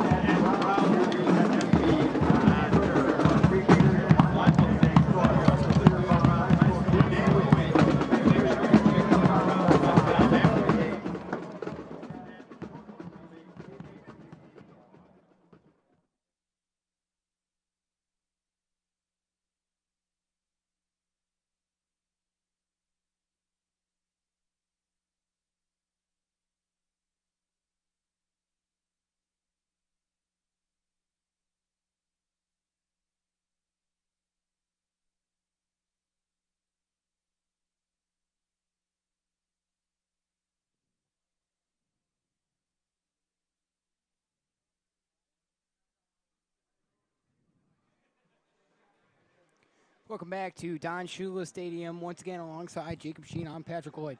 Jacob, the projected game of the year is turning into the game of the year. Yeah, I've been on my toes the entire time. It's a game to watch, that's for sure. It's been a little stressful up here in the booth. The Bengals, they've looked okay. I'll put it that way. I don't think they're playing at their highest potential right now. Chris Maloney had a really big run for a touchdown. Other than that, all they have is a field goal. The defense did really well up until right at the end of the second quarter when they let up a touchdown that really shouldn't have happened. The players to watch for Walsh Jesuit are number 1, Milan Paris, and number 5, Aiden Henry. They've been playing really well. And then the running back, number 28, Marty Tobin. So the quarterback, Keller Moten, we've seen him running the ball a little bit, but not really a threat. We've stopped him there a couple of times. So it's just going to be really up to the Bengals. Yeah. If they really want to have that fight and have that grit that we've been talking about every week, then they can come out on top in this huge game. Yeah, Walsh offense coming out very strong, very dominant so far. Mostly relying on the running game. Passing game hasn't been the best from the quarterback, but at the end, of course, at the end of the second quarter, he did get that touchdown to the number 1 receiver, which is pretty not sloppy from the defense, but a little unlucky. It was a little unlucky from the Bengals defense, so which gave them the lead going into the second half. But so far, the Bengals defense has been holding strong to the 5th-ranked team in Ohio. That's right. So we'll have to see if the Bengals are able to bounce back. They have the ball to start the half here. So, but the big thing, opportunities. The Benedictine Bengals have had so many opportunities on defense and offense. Yes. They had a lot of third downs that Walsh has been doing very good on third downs, getting those first downs off of them. First threw just 1 interception. Unlucky. Yeah, he was hit as he threw, so got to stay away from turnovers. They've had opportunities in the red zone that they haven't been able to convert on. Had to settle for 3 that one time, the second drive. So, yeah, and then on defense, there's been a few times where Walsh has been long, very 3rd and long, about 20 yards from the first down, and they got the first down most of the time. Yep, no costly flags can happen here. Yeah. Got to play smart. Got to mix in Church and Maloney. They've both played very well, and with the rain, it's really slowed up, still going a little bit. Got to kind of get to that passing game, and hopefully we'll see more breakout runs from Maloney if possible. Yeah, Bengals, they're doing what they need to do. They're holding up strong. They need to take these opportunities, make these big plays where they can get the lead, because that is going to be so important because of how good this opponent is this week. That's right, and if the Bengals are able to come out on top here, that would be their biggest win in quite some time. Yeah, that'd be, especially for the rivalry. It's been back and forth with them leading the past few years. They beat us the past few years, so it'd be 3 straight games. Yeah, 3 straight games. So that'd be incredible for the Bengals to end that streak. And I just think the Bengals, they can do it. Number 5 in the state. Yeah. Top team in Division II, and Walsh Jesuit state championship contender, and the Bengals are putting up a fight here, and that's all we can ask for them. But this is a game they should win. I mean, if they play to their highest potential, I really believe in this team. It's such a close game. It's such a close game. The Bengals had the lead for a short bit of time. They did, and they should still have it. But it's unfortunate, and those costly mistakes are, what's going to matter at the end of the game. But hopefully that mistake won't matter going into the final minutes of this one. But again, we could point out, going into the second half, how about last week when the Bengals went into the second half? Completely different team, as we mentioned from last week. Well, also in Strongsville. Yeah, Strongsville too. So yes. Strongsville. So recently just coming out completely different in the second half. Coaching staff has probably been doing a great job in the locker room, giving them that pep talk. And we really need it this week. Yes.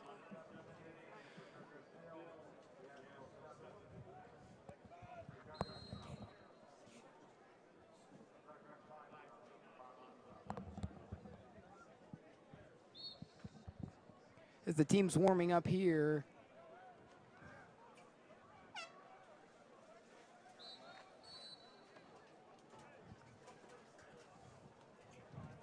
I mean, this game just has such big implications. I mean, yeah. If the Bengals are able to come out on top, school is going to be absolutely electric. Yeah, that's true, yes. And the Bengals, looking at the rest of their schedule, they shouldn't have a ton of trouble down the stretch. Yeah. They've got 0-5 currently at Elyria Catholic next week, and then they've got Brush and Cathedral Prep after that. Brush should be pretty easy. They don't have a lot of wins, if any. Cathedral Prep I'm not quite sure about, and then St. Vincent Mary on senior night.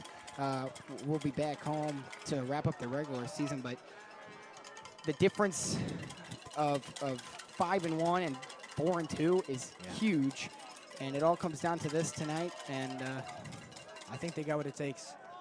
You can even see them out there warming up. They're still in it, and they want this win bad. They need this win bad. Yes. You know, the loss to St. Francis was disappointing, and this is their chance to bounce back, to make up for it, and to prove that Benedictine is relevant again in high school football, and they are a state contender. It's crazy to think just 2 seasons ago, we went 0-10. Unbelievable. Yeah, completely different team.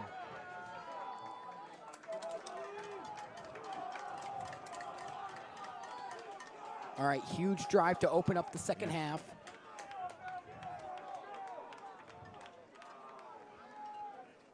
Hopefully we can see both quarterbacks stepping up their game a little bit here. Both teams really relying on the run game. That's right. Like we said multiple times, Freddie Marcel back out to kick things off again. Still a slight drizzle here at Don Shula Stadium, but not as bad as it was ending the second quarter. Oh, it was a downpour. Yeah. Water dumping out of the sky. Thanks again for joining us tonight for our game of the year. Benedictine and Walsh Jesuit, and the tensions are high. Keep in mind some good teams. St. Ignatius, they lost 42-7 to Walsh Jesuit. Now, St. Ignatius not as good as they have been in past years, but they're still a good program. They've got such a big pool to take players from, so we're just about ready to get things back underway here from Don Shula Stadium. Here's the kickoff, a really nice kick. Bengals might just want to let this go, and they don't. Taken in here, and looking much like most of the other returns, as Hobbs is stopped up pretty short. Looked like Hobbs was stopped by Moreno Shepard, number 37 for Walsh Jesuit.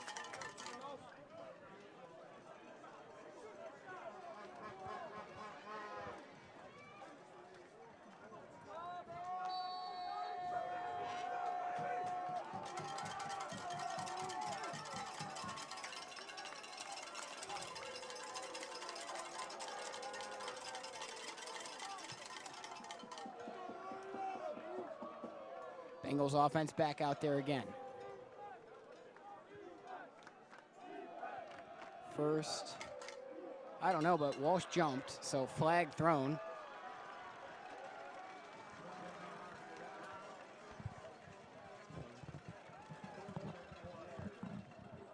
Had some trouble finding Matt first out there on the field. Looks like the Bengals are going to be pushed up now, 1st and 5.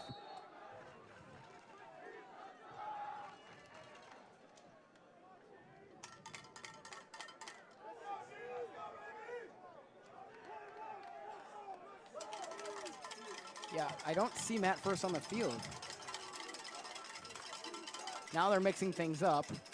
Still no Matthew first. J.J. Baldwin's in a quarterback position with Maloney to his left.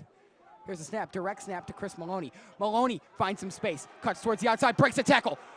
First down and much more. Good run by Chris Maloney. A big hit after the play, but Chris Maloney once again, really nice trick play almost there by the Bengals.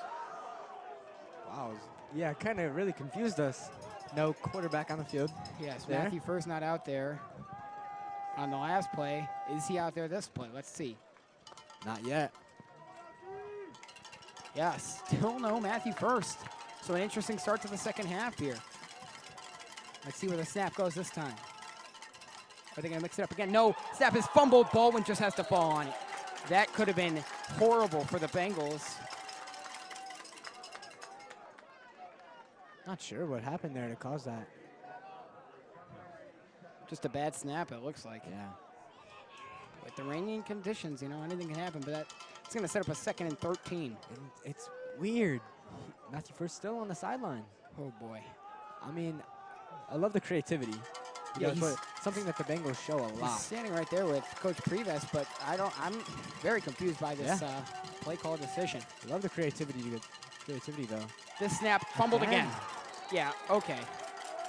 This is no longer working. Again? Baldwin fall on it again. Oh, man. 3rd and probably 15 now, and a chance with momentum. They had a nice run from Maloney, and now they're in a horrible situation. Wow.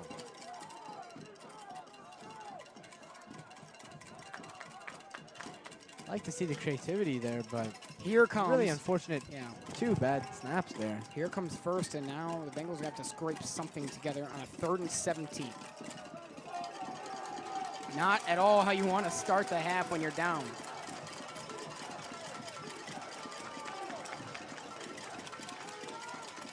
Maloney out to first left, trips on the near side, Pommy into motion. Here's the snap, first drops back, tries to throw, nobody's open. Finally goes, almost picked off there by Aiden Henry. The Bengals catch a break, but it's incomplete, 4th and 17, and they're gonna have to punt the football away. Just a weird drive from the Bengals. Not what you expected them to do. Not what you expected them to do to start the second half. And it worked at first, but then after that, it was... I guess that was their goal, you know, try to catch them off guard. But, yeah, it didn't end up working. Really unlucky for the Bengals. So now in a situation where you had the ball first and you had the chance to take a lead, you're putting the ball away and putting the pressure back on the defense.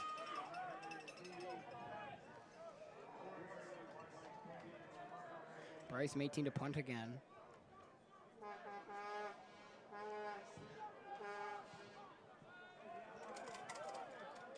And the punt is a short one. So good starting field possession for the Warriors. I don't think you could really ask for a worse half or start to the first, or the second half if you're the Bengals here. I would say Walsh Jesuit, good job on defense, but honestly, it was not even anything that they did. It was just bad snaps. Yeah, really unfortunate for the Bengals. Got to clean that up. That's something that just cannot happen. So now Walsh, especially in a game like this. Now Walsh with a chance to take a 2-possession lead. Shotgun formation, 2 running backs set again. They're going to hand it off. Trying to power it up the middle. He picks up about 5 yards. 2nd down. As there's Marty Tobin once again.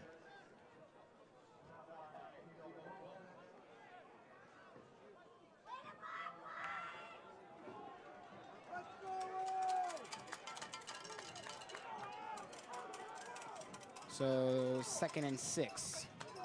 Shotgun, same formation as always, except they hand it off now, and Marty Tobin breaks free. Eventually taken down by J.J. Baldwin, and that's just, the Bengals, they have this momentum, and they have the ball, and they have a chance to take the lead. They have a bad offensive drive, by all means, and then now they're letting Walsh Jesuit pick up big plays, and this game is slipping out of their fingertips and very quickly.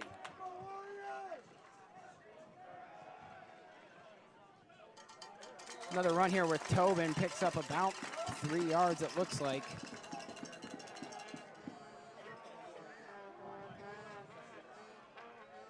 Second and 6.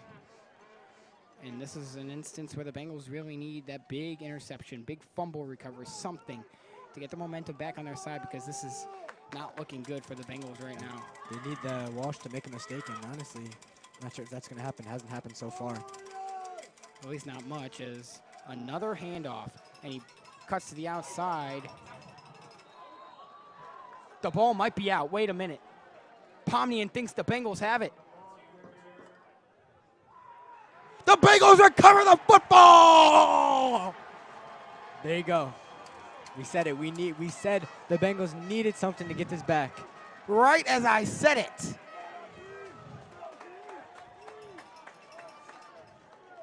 And a second chance for the offense. That should give them a boost of energy.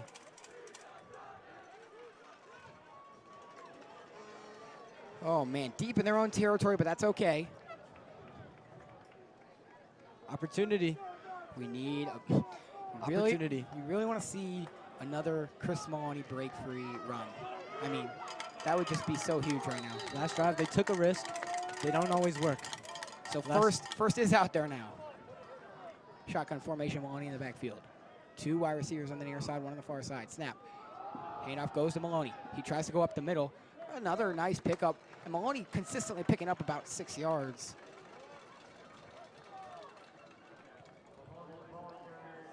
Yeah, he's going to, I mean, if he keeps going up the middle like this, similar to our last touchdown, he's going to get up the middle. He's going to get that pocket open. It's just open field from there. 2nd and 6.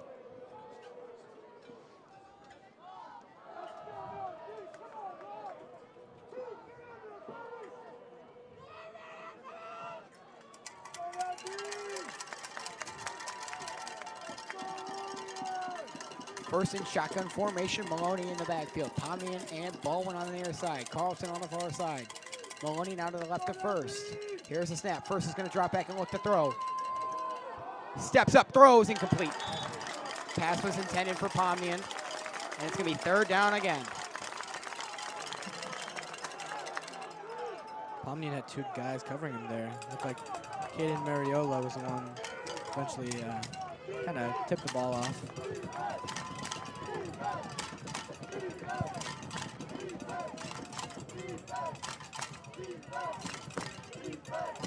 Bengals absolutely need to pick this up right now. Deep in their own territory at the 17-yard line. A 3rd and 6.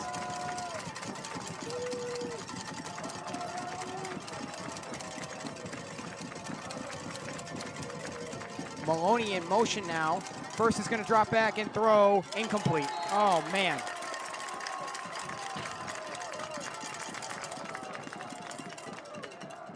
The offense failing to do anything right now. Took a risk on the first drive of the half. Didn't go as planned, but then they got the opportunity. Walsh Jesuit made a mistake, fumbling the ball. Got our opportunity back with possession again. And then a 3-and-out. Yeah. So now Mayteen's going to be forced to punt, and Walsh Jesuit's going to start with good field position again because Mayteen is standing on the 1-yard line. Trying to get Walsh to jump here, it looks like. Here's the snap, Mayteen's punt. Pretty solid punt, fair catch taken in at the 50-yard line by Aiden Henry. Bengals defense needs to come up clutch again here.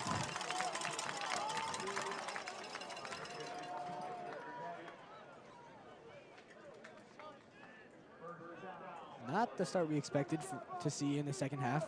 Completely different from the first half. Both teams in the first half looking very dominant, very strong, you know, holding up their line. Now it's kind of sloppy from both teams.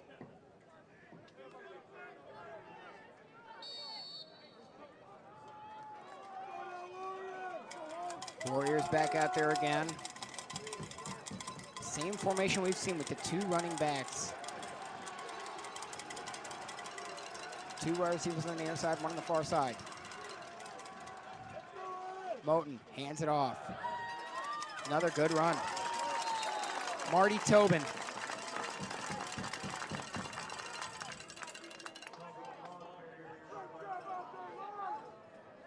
Running the ball well for Walsh all night long. 2nd and 1.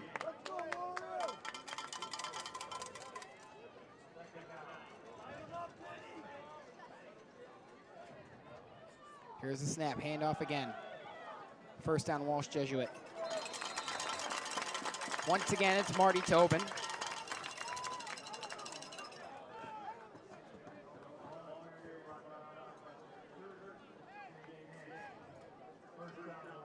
Need to stop here. We can afford to give up a field goal. Can't give up a touchdown here. That would make this a 2-possession game, and the way that the offense has been playing, at least in the second half especially, makes it feel almost out of reach. As quarterback Moten takes it himself. Good run. Oh no, he's gone. Touchdown Walsh Jesuit. Keller Moten to the house.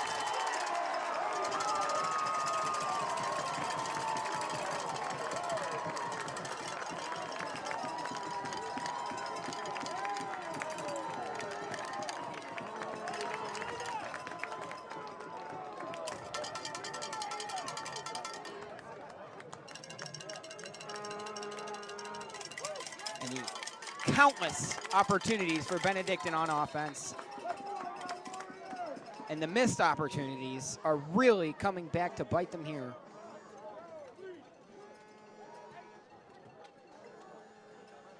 Here's the snap, the hold, and the kick, and it is good. Walsh Jesuit takes a 20-9 lead. I don't think there's any denying here. Benedictine has to score on this drive. Hey, still a chance, though. Not Walsh's game yet.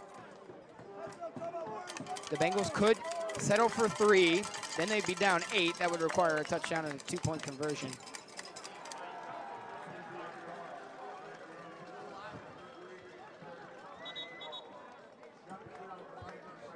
We need big plays, and we need them now.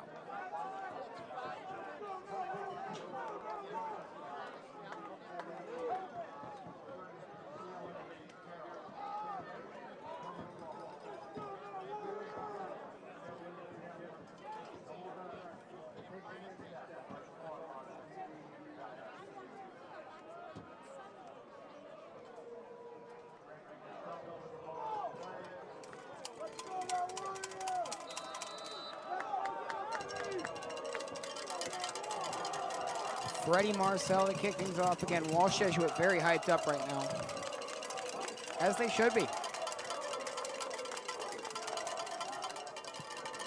Another really good kickoff. That one goes into the end zone. Thankfully for the Bengals, because their returns have not been getting very far so far tonight. That's right. Yeah. Yep. So starting now, I believe at the 20-yard line, and got to get something going on offense, as there's just 6 minutes and 45 seconds left to go here in the third. At halftime, it really looked like this was going to be back and forth down the stretch, but Benedictine really failing to do much of anything here on offense to start the second half. 2 3-and-outs so far. We've got trips here on the near side with Baldwin, Pomian, and Carlton. Maloney in the backfield to the left of first. He's going to fake the handoff and throw quick. Pomian had a lane, decided to go back towards the middle. He picked up about 6, second down.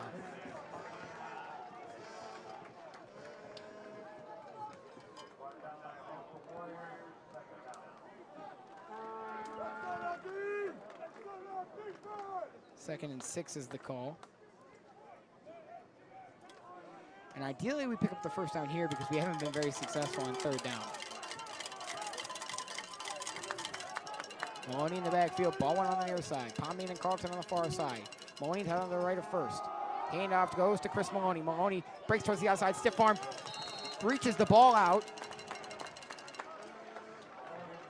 They're very close to the first down, if not picked it up. Let's see. Gonna mark him short, actually, so it's gonna be third and about 1, maybe 2.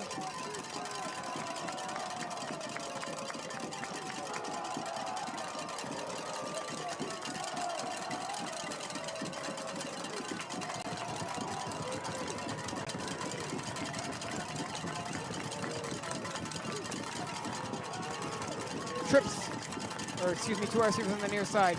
Maloney in the backfield. Here's the snap, handoff to Maloney, and he's stopped.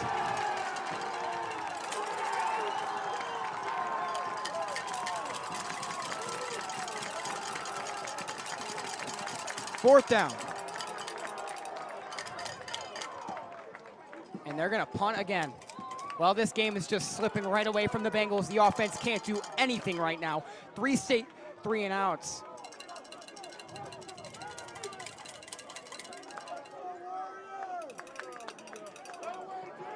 And if the Bengals don't get a stop here, this game is going to be potentially out of reach.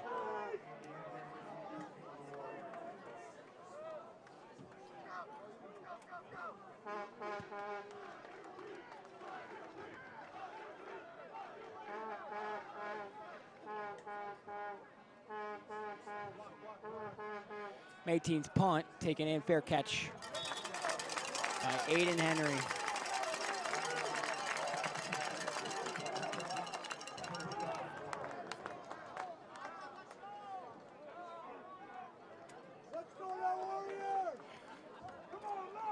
Looks like Walsh is flying a drone right now over the field. I've never seen that before.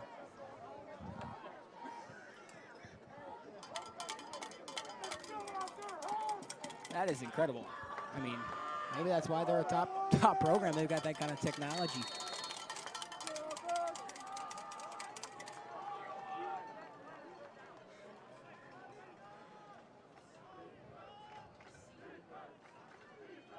Moen in the backfield. 2 wide receivers on the near side. Fakes a handoff, drops back. Pressure, looks to throw, hit as he throws. Almost picked off by Antonio Hobbs. Oh man, he was so close. And that would have been huge, 2nd and 10. Great pressure by Tristan Wilson there, 21 for the Bengals. Good pressure on the quarterback there, almost got it. Boy, an interception right there would have been insane for the Bengals, but unfortunately, it just slipped out of Hobbs' hands. It was really no man's land. Hobbs came out of nowhere, but unable to pick it off. And here we go again with the 2 running back set. They're going to run the ball here. Not going to go very far. And now a big 3rd down. Absolutely need to stop.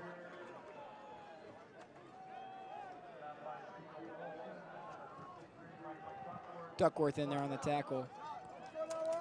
3rd and 9. Bengals defense so far this half looking a lot better than the Bengals offense. That's right. They did give up that 1 big touchdown though, and it's a whole different game if that does not happen.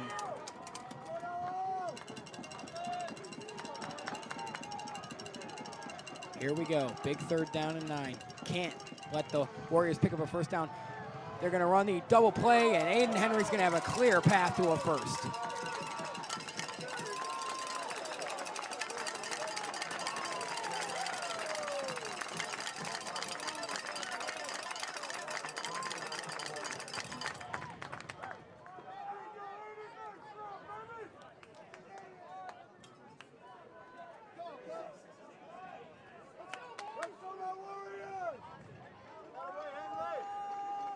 So the Warriors with another 1st down. Here's a snap. Handoff. Another pretty solid run. 2nd down.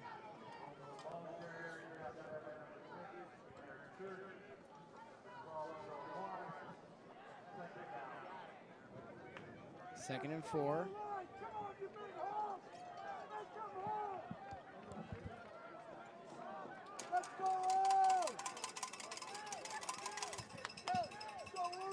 Two wide receivers on the near side, 1 on the far side. Here's the snap. Run here with Tobin. 1st down. Flag thrown in the backfield. Could be holding, and that would be big. Holding on the offense. Well, the Bengals catch a break here. It's going to be 2nd and 14.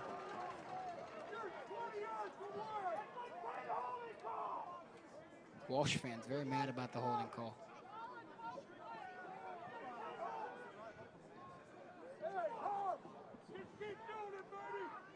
Antoine Smith there was the one eventually to take down the runner for Walsh. He's doing a good job so far.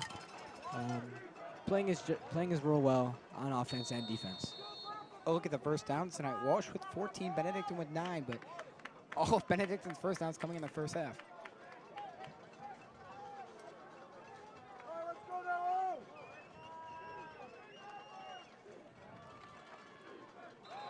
Trips on the near side, and Walsh jumps again, so false start. It's going to push him back 5 more yards. Still 2nd down and 19 now, and Bengals cannot let Walsh pick this up. Absolutely cannot.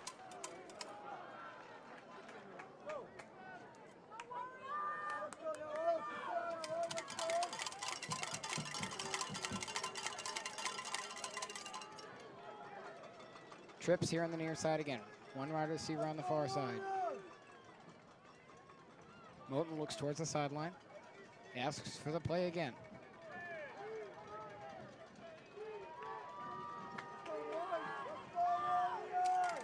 Long, 2nd and 19. Fakes a handoff. Moulton drops back, looks to throw. Pressure in the pocket. Tries to go deep. Aiden Henry's there.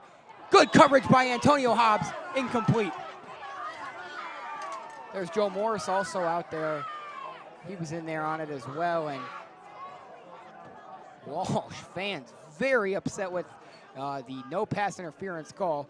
3rd down and long. 3rd and 19. Can't get burned here deep. Can't give up a big run. Have to get a stop. This is big.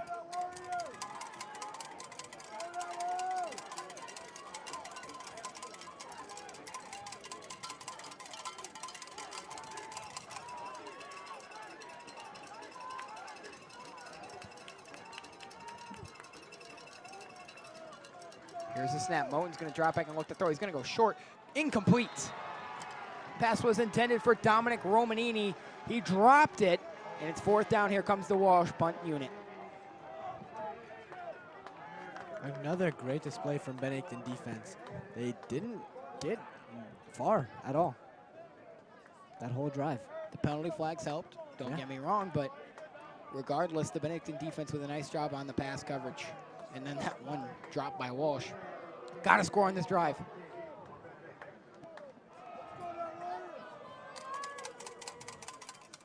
Here's a snap.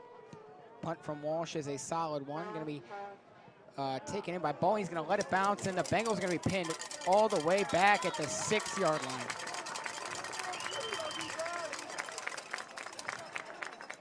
So as if the offense wasn't having enough trouble, now they've got basically the whole field in front of them. We need a big run here is what I'm feeling. Or a big play through the air.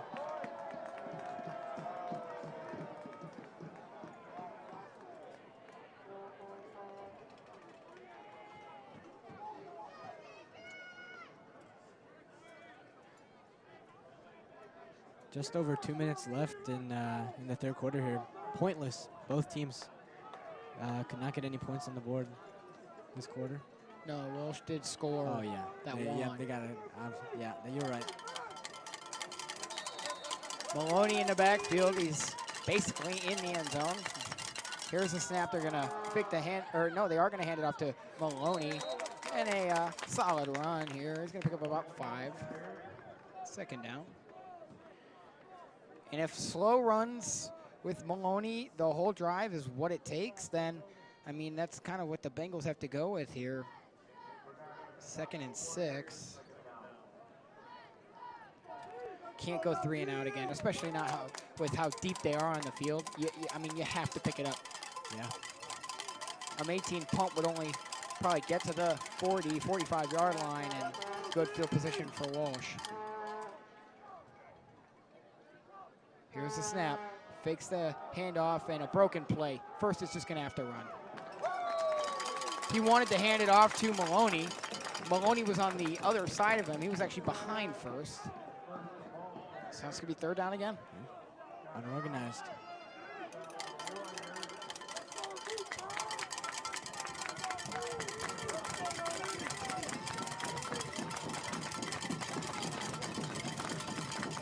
Third and 4, surprisingly, First did gain yards on the play.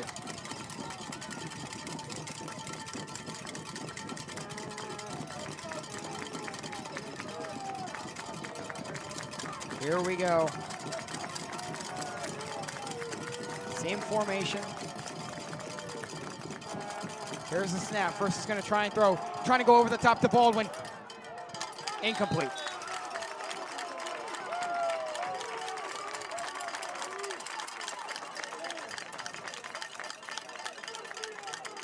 And they're bringing out the punt unit again.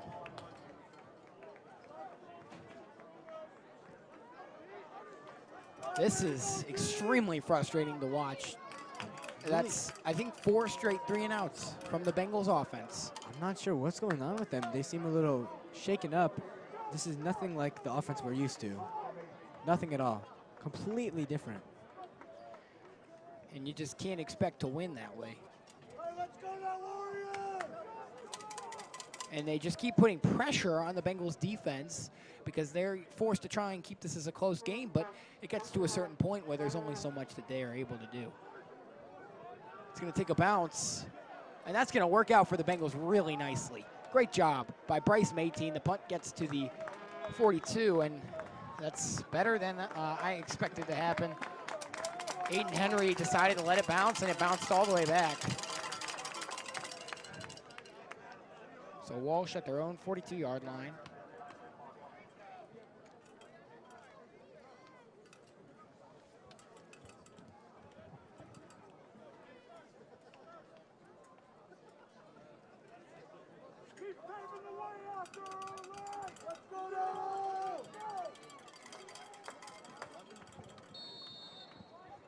Here we go again. Trips on the near side. Moulton in shotgun formation. A turnover here would be huge. It would give the Bengals good field positioning and a chance. Here's the snap. Moulton drops back. Quick throw. Complete to Aiden Henry. Breaks a tackle. Picks up 6 yards on the play. Second down.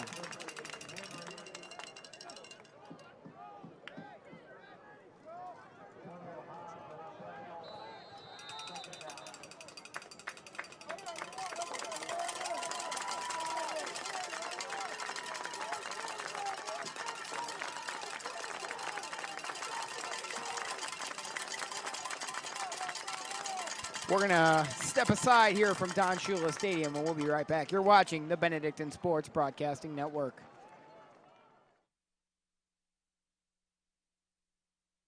Being a man of Benedictine is like being someone who improves in every aspect of their life. There's a lot of things that you look for when you go to high school. It's just a whole nother experience of family. A true representation of the world, and I'm really grateful to be a part of that.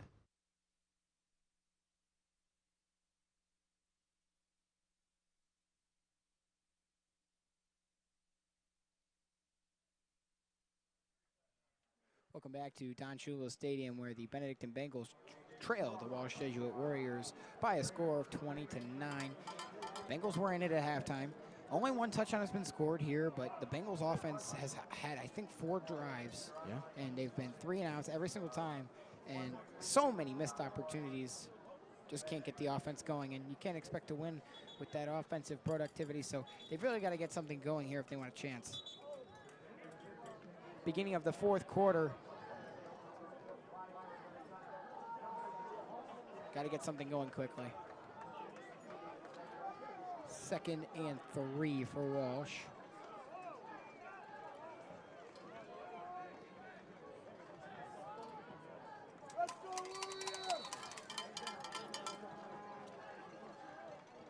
Here's a snap. Moulton's going to try and run it himself. Almost tripped up. Finally taken down. Dean tried to take him down initially. Finally taken down by O'Connell and Church.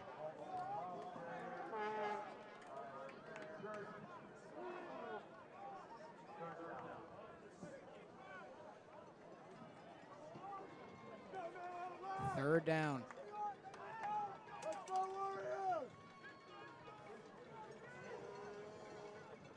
Looks towards the sideline.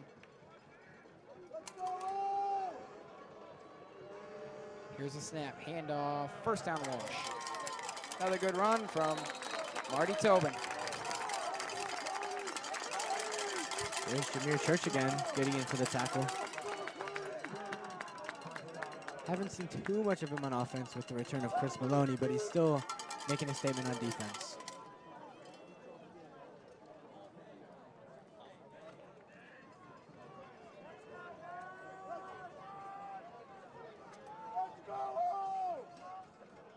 Shotgun formation here again. Fakes the handoff. Drops back to throw pressure immediately. And he's going to roll out. He's going to pick up a first down. Still running all the way inside the 25. And the Bengals collapsing in every aspect here. Sean O'Connell almost had him far back. Found that open lane out wide on the sideline. Really unfortunate for the Bengals there.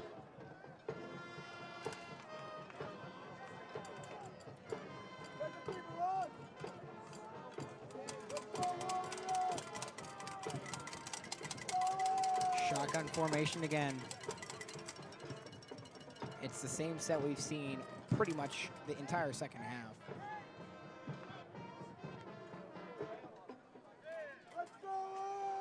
Here's a snap. Drops back, looks to throw, goes to the corner. Unbelievable. They rule him out of bounds, but that was an incredible catch by Milan Paris, and he's the player to watch out for, and you got to be careful. Second down. Surprised they're not targeting their wide receiver a bit more, especially with his ability to get his hands on the ball, especially with 2 guys on him. Yeah, I was going to say double coverage there too, and somehow coming down with it. Yeah. Really good wide receiver, even though they're mostly using the run game. Four wide receivers here, 2 on the near side, 2 on the far side, handoff, and he's going to have room to run on the outside. Finally taken out of bounds, 3rd down, and probably a pickup of 3-ish.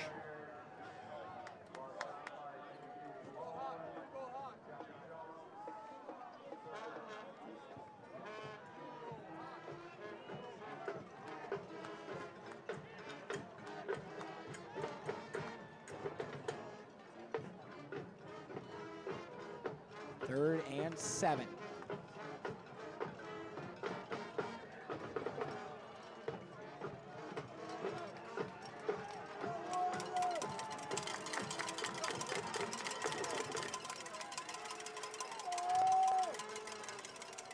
Here's a run for Walsh, and he's not going to go very far. So 4th down, I believe the Warriors are going to try a field goal here,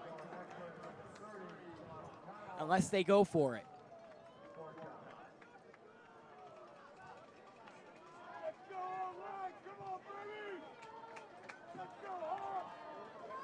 They're going for it on 4th down. 4th and 5. Pretty bold move from Walsh here. Shotgun formation again. 2 wide receivers on the near side, 1 on the far side. Potentially getting the, trying to get the Bengals to jump here. We'll see.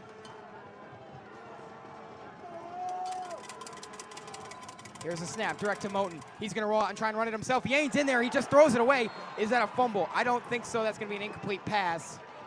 Regardless, turnover, Bengals ball once again. Wow. Saw Michael Duckworth in there. So, Bengals are going to get the ball back, and they need a fairly quick drive here.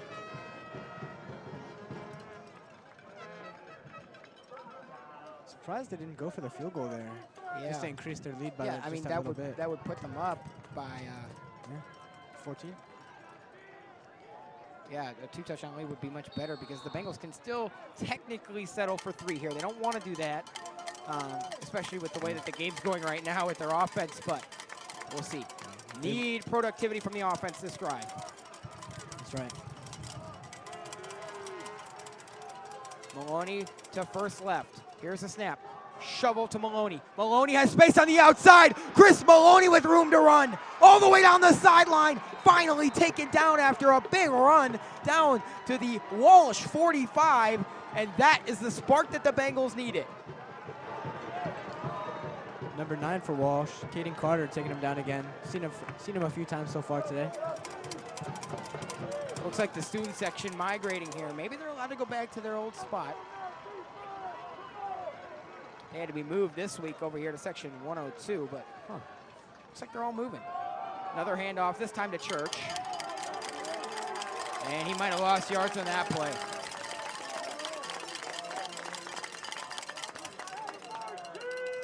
Not something you see too often from Church. He's usually good at just getting at least a few yards.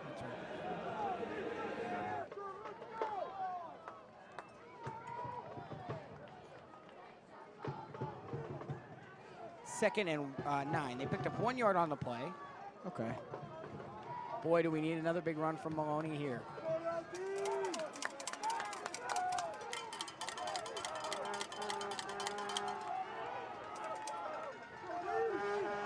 Bengals need a spark plug once again.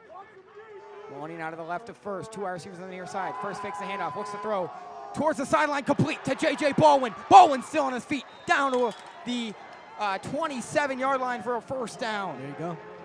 You could kind of tell Walsh was expecting something from Chris Maloney. Yes. Because of how good he's been, and they switched it up. Gave Matthew First a chance to show what he's good at, and Baldwin he was completed wide it. open. Yeah. Yep.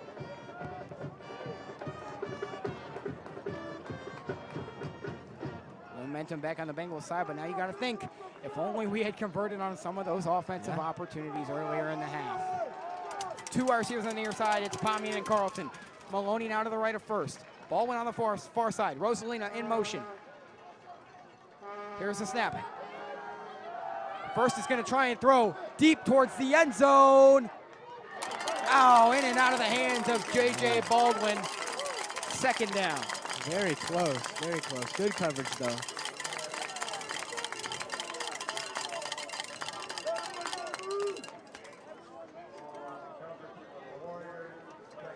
This is the boldness we need and what we've been missing, especially in the third quarter. Didn't see much of it at all.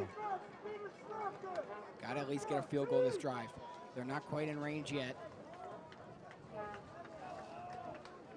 And time is going to become a factor here pretty soon.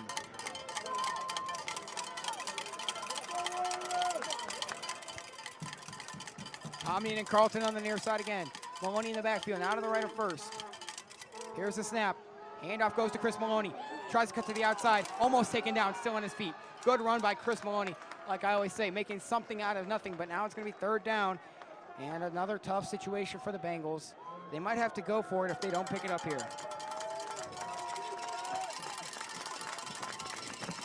3rd and 6.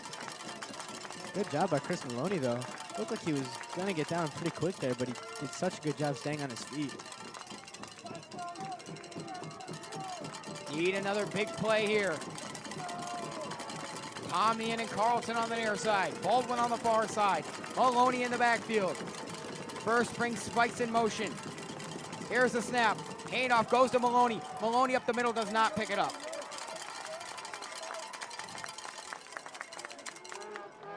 Fourth down. What is the move here? They have to go for it. I don't know if there's really a choice. You can't kick the field goal and you can't punt.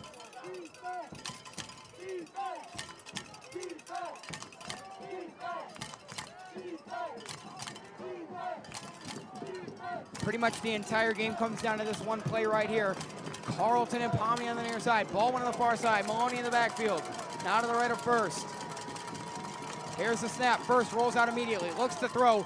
Goes to the near side, and it's caught by Joey Pomnian. First down, Benedictine. Wow. Boy, did we need that, and we got it. And I think he's out of bounds, too, stopping the clock. At this point, you have to score a touchdown on this drive. Right now at the 17-yard line, don't really want to settle for 3.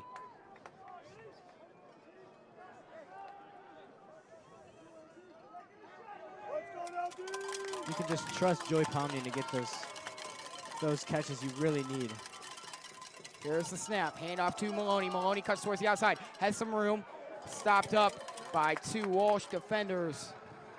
Picked up about 3 or 4.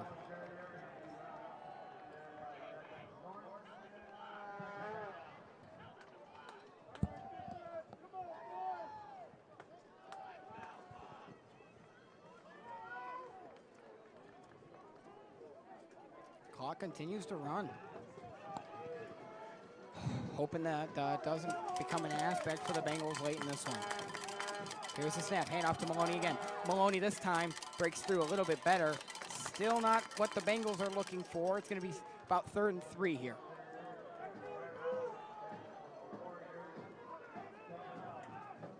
Maloney coming down quick these past few runs. You can see Walsh is kind of catching on to how special Chris Maloney is for the Bengals.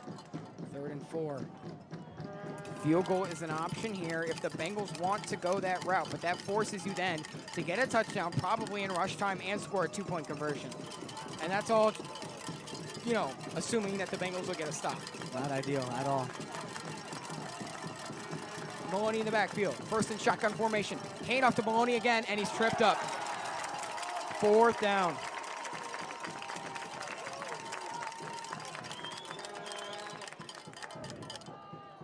Number 14 for Walsh, Caden Mariola. Another good tackle from him tonight. Bengals are going to try a field goal.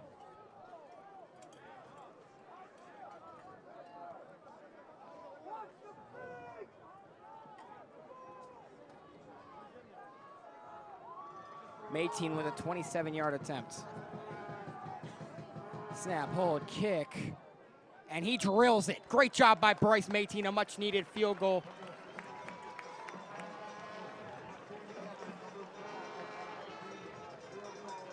In an 8-point game, 1 possession.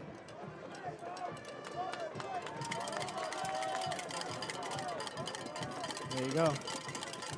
The clock is a factor. Bengals have to get a stop. They have all 3 timeouts, and so do the Warriors. Would have really preferred a touchdown on that drive there. They looked really good at the beginning of the drive, getting up the field quick. but just couldn't get there once they got closer and closer to the end zone. With a touchdown, they could have gone for 2 and been within 3.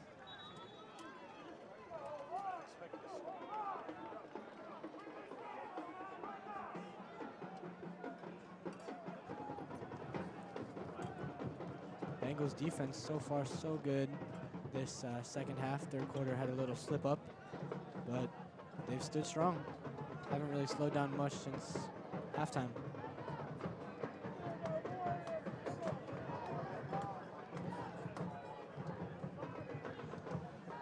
And you just think the whole third quarter, basically, I mean, it was really bad from the Bengals offense, and if they had played just a bit better, this could be the Bengals game right now. Yeah, third quarters, it's a big hit, something that Bengals needed, especially coming into it with a deficit. Need a good kickoff here from Bryce.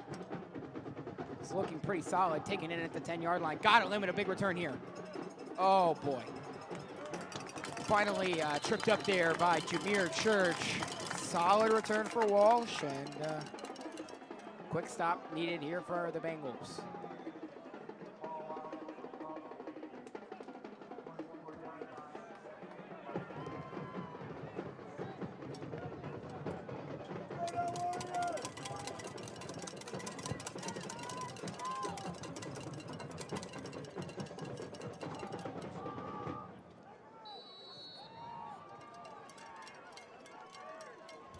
Two wide receivers on the near side. You know, it'd be huge here, a pick. I think Walsh might limit throwing the ball here as the first run. Nice tackle by Sean O'Connell. There you go.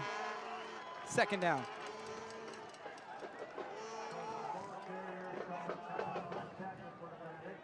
Second and 9.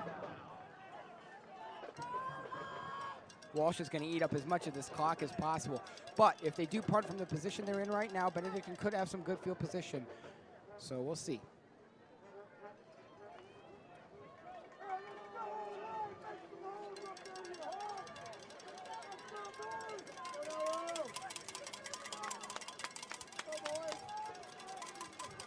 Two wide receivers on the near side, one on the far side. Two running back setup. Moten's going to roll out and look to throw towards the sideline. Was it brought in? Incomplete. Wow. No, looks like he did bring it in. Okay. Looked like the referee said incomplete. No, so it's going to be third down at about 5 here. My mistake.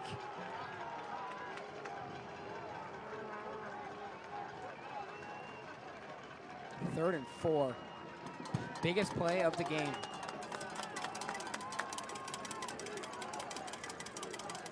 Just one running back. This is the first time we've seen that since the first half. Again, they want the Bengals to jump. Bengals staying strong most of the game. Very strong. Not many flags on them. Marty Tobin in the backfield once again. Trips on the far side. One wide receiver on the near side. Here's the snap. Handoff. And he stopped up. No! How low. It looked like they brought him down, but he broke free in a first down for Walsh Jesuit.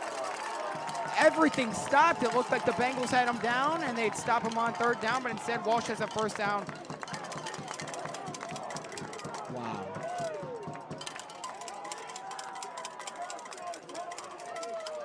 Again, Walsh successful on third downs. They've been really good at that tonight.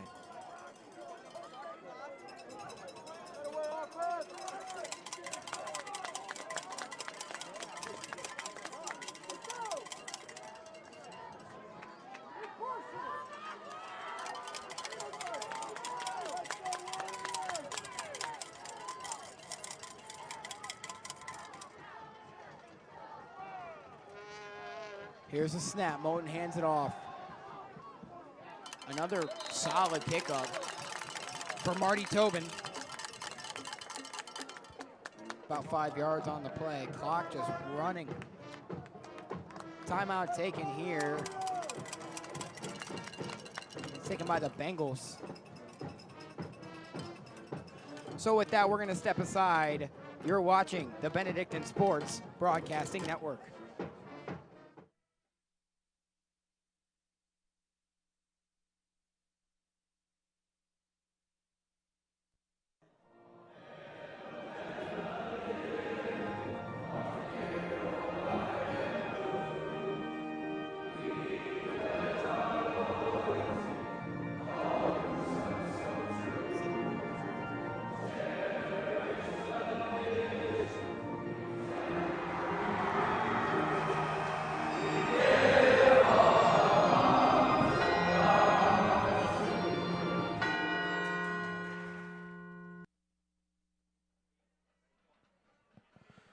Welcome back to Don Shula Stadium. The Benedictine Bengals trail the Walsh Jesuit Warriors 20-12 with 2:45 left to go. Walsh has a second down.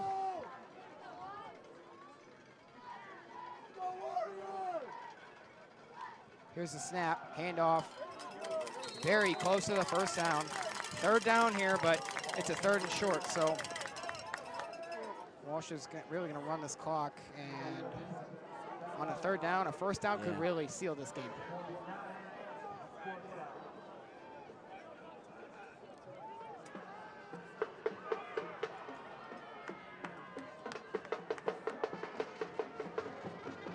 Third and 2.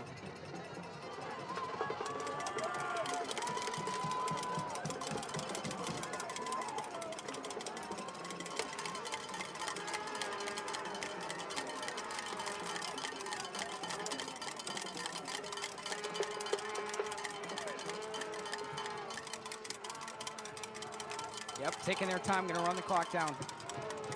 Here's the snap, handoff, and he stopped up! Fourth down! Incredible. So important for the Bengals and Jameer Church. Of course, Jameer Church getting in there. Looks like Tito Wilson's down on the field. Time is not the friend of the Bengals right now. Just a minute 45 left to go. Tito Wilson down on the field.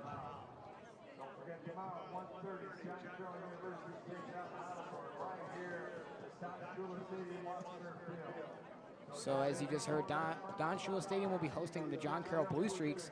I think that's their first home game of their season tomorrow afternoon.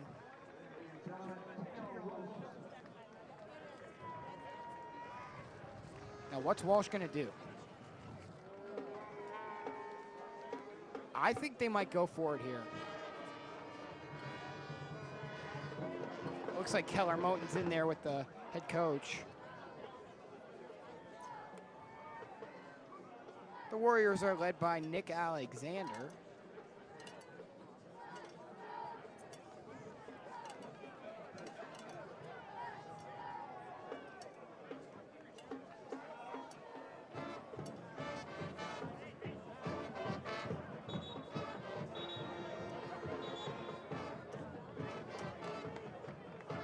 Walsh Jesuit going for it on fourth down.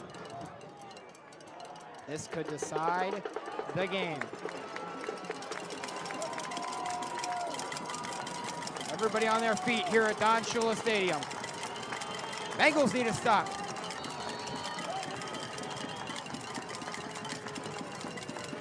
Trying to get Benedictine to jump. Looks towards the sideline again.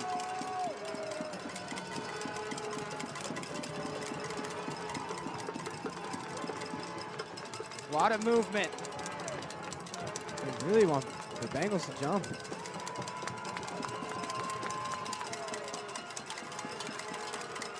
Here's the snap, handoff. First down, Walsh.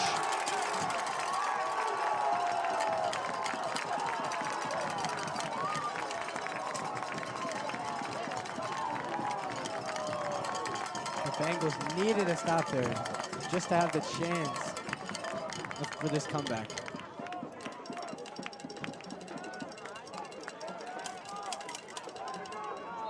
Not looking good for the Bengals at all. They were close to getting a stop. Yeah.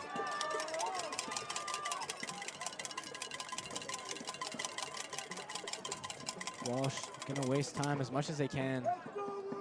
Yeah, this is, it's just about over tonight. Really unfortunate for the Bengals. Kept it such a close game, especially against such a strong opponent like Walsh.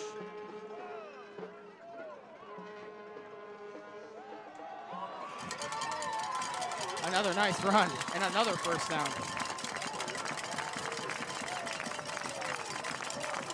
And there you go.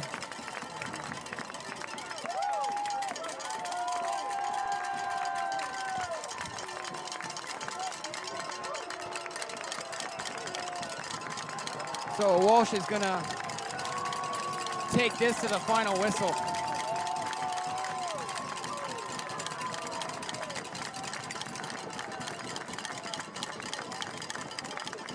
This one hurts. Would have been such a good win for the Bengals. They take a knee.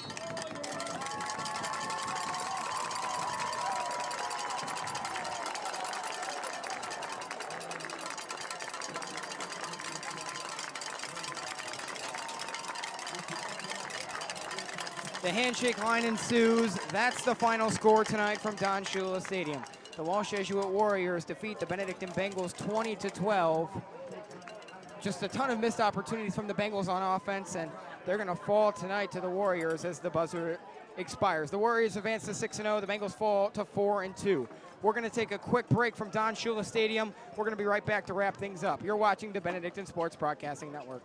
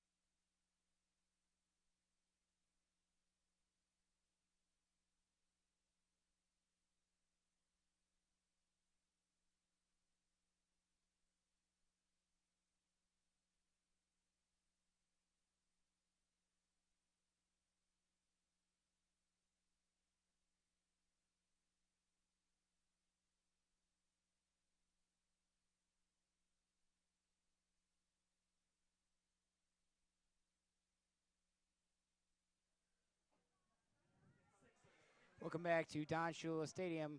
Tonight, the final score, the Benedictine Bengals fall to the Walsh Jesuit Warriors by a final of 20-12. Heartbreaker tonight from Benedictine.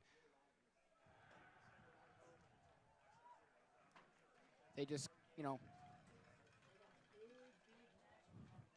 couldn't get the big plays that they needed tonight, and they had a lot of chances on offense. Yeah. And they couldn't convert throughout the entire third quarter. Now, I don't think this is the end of the world. No. Walsh Jesuit, a top team in the state of Ohio, and the Bengals put up a really nice fight tonight. Yeah. Only losing by 8 points is not the end of the world. Hopefully they win out the rest of the way. Good fight against Walsh Jesuit, but unfortunately Walsh Jesuit's going to advance their winning streak against Benedictine to 4 straight. Bengals look back to bounce back next year. I believe that game will be on the road. Yeah. Just, missed opportunities. We knew it was going to be a tough game going into it. This is going to be our toughest opponent yet so far this season, and I think we're still going to be okay. It was going to be a hard game no matter what happened tonight. So we'd like to thank you all for watching tonight. A really good game as the alma mater is being sung. Just not the result we were looking for, but the Bengals will look to bounce back, and they've got a bit of an easier game next week as they play Elyria Catholic, who I believe has yet to win a game. We'd like to thank everybody on our crew tonight. Our director, Brian Devers, our switcher, Caleb Bartlett, our video assist, Will Lloyd, our audio, Will Lloyd and Ben Shear, our scorebug and graphics, Matthew Lloyd, our cameras, Calvin Dempsey, Will Milan, Johan Serrano, Ben Shear, John Queener, and Adam Jackson. Our photographers tonight are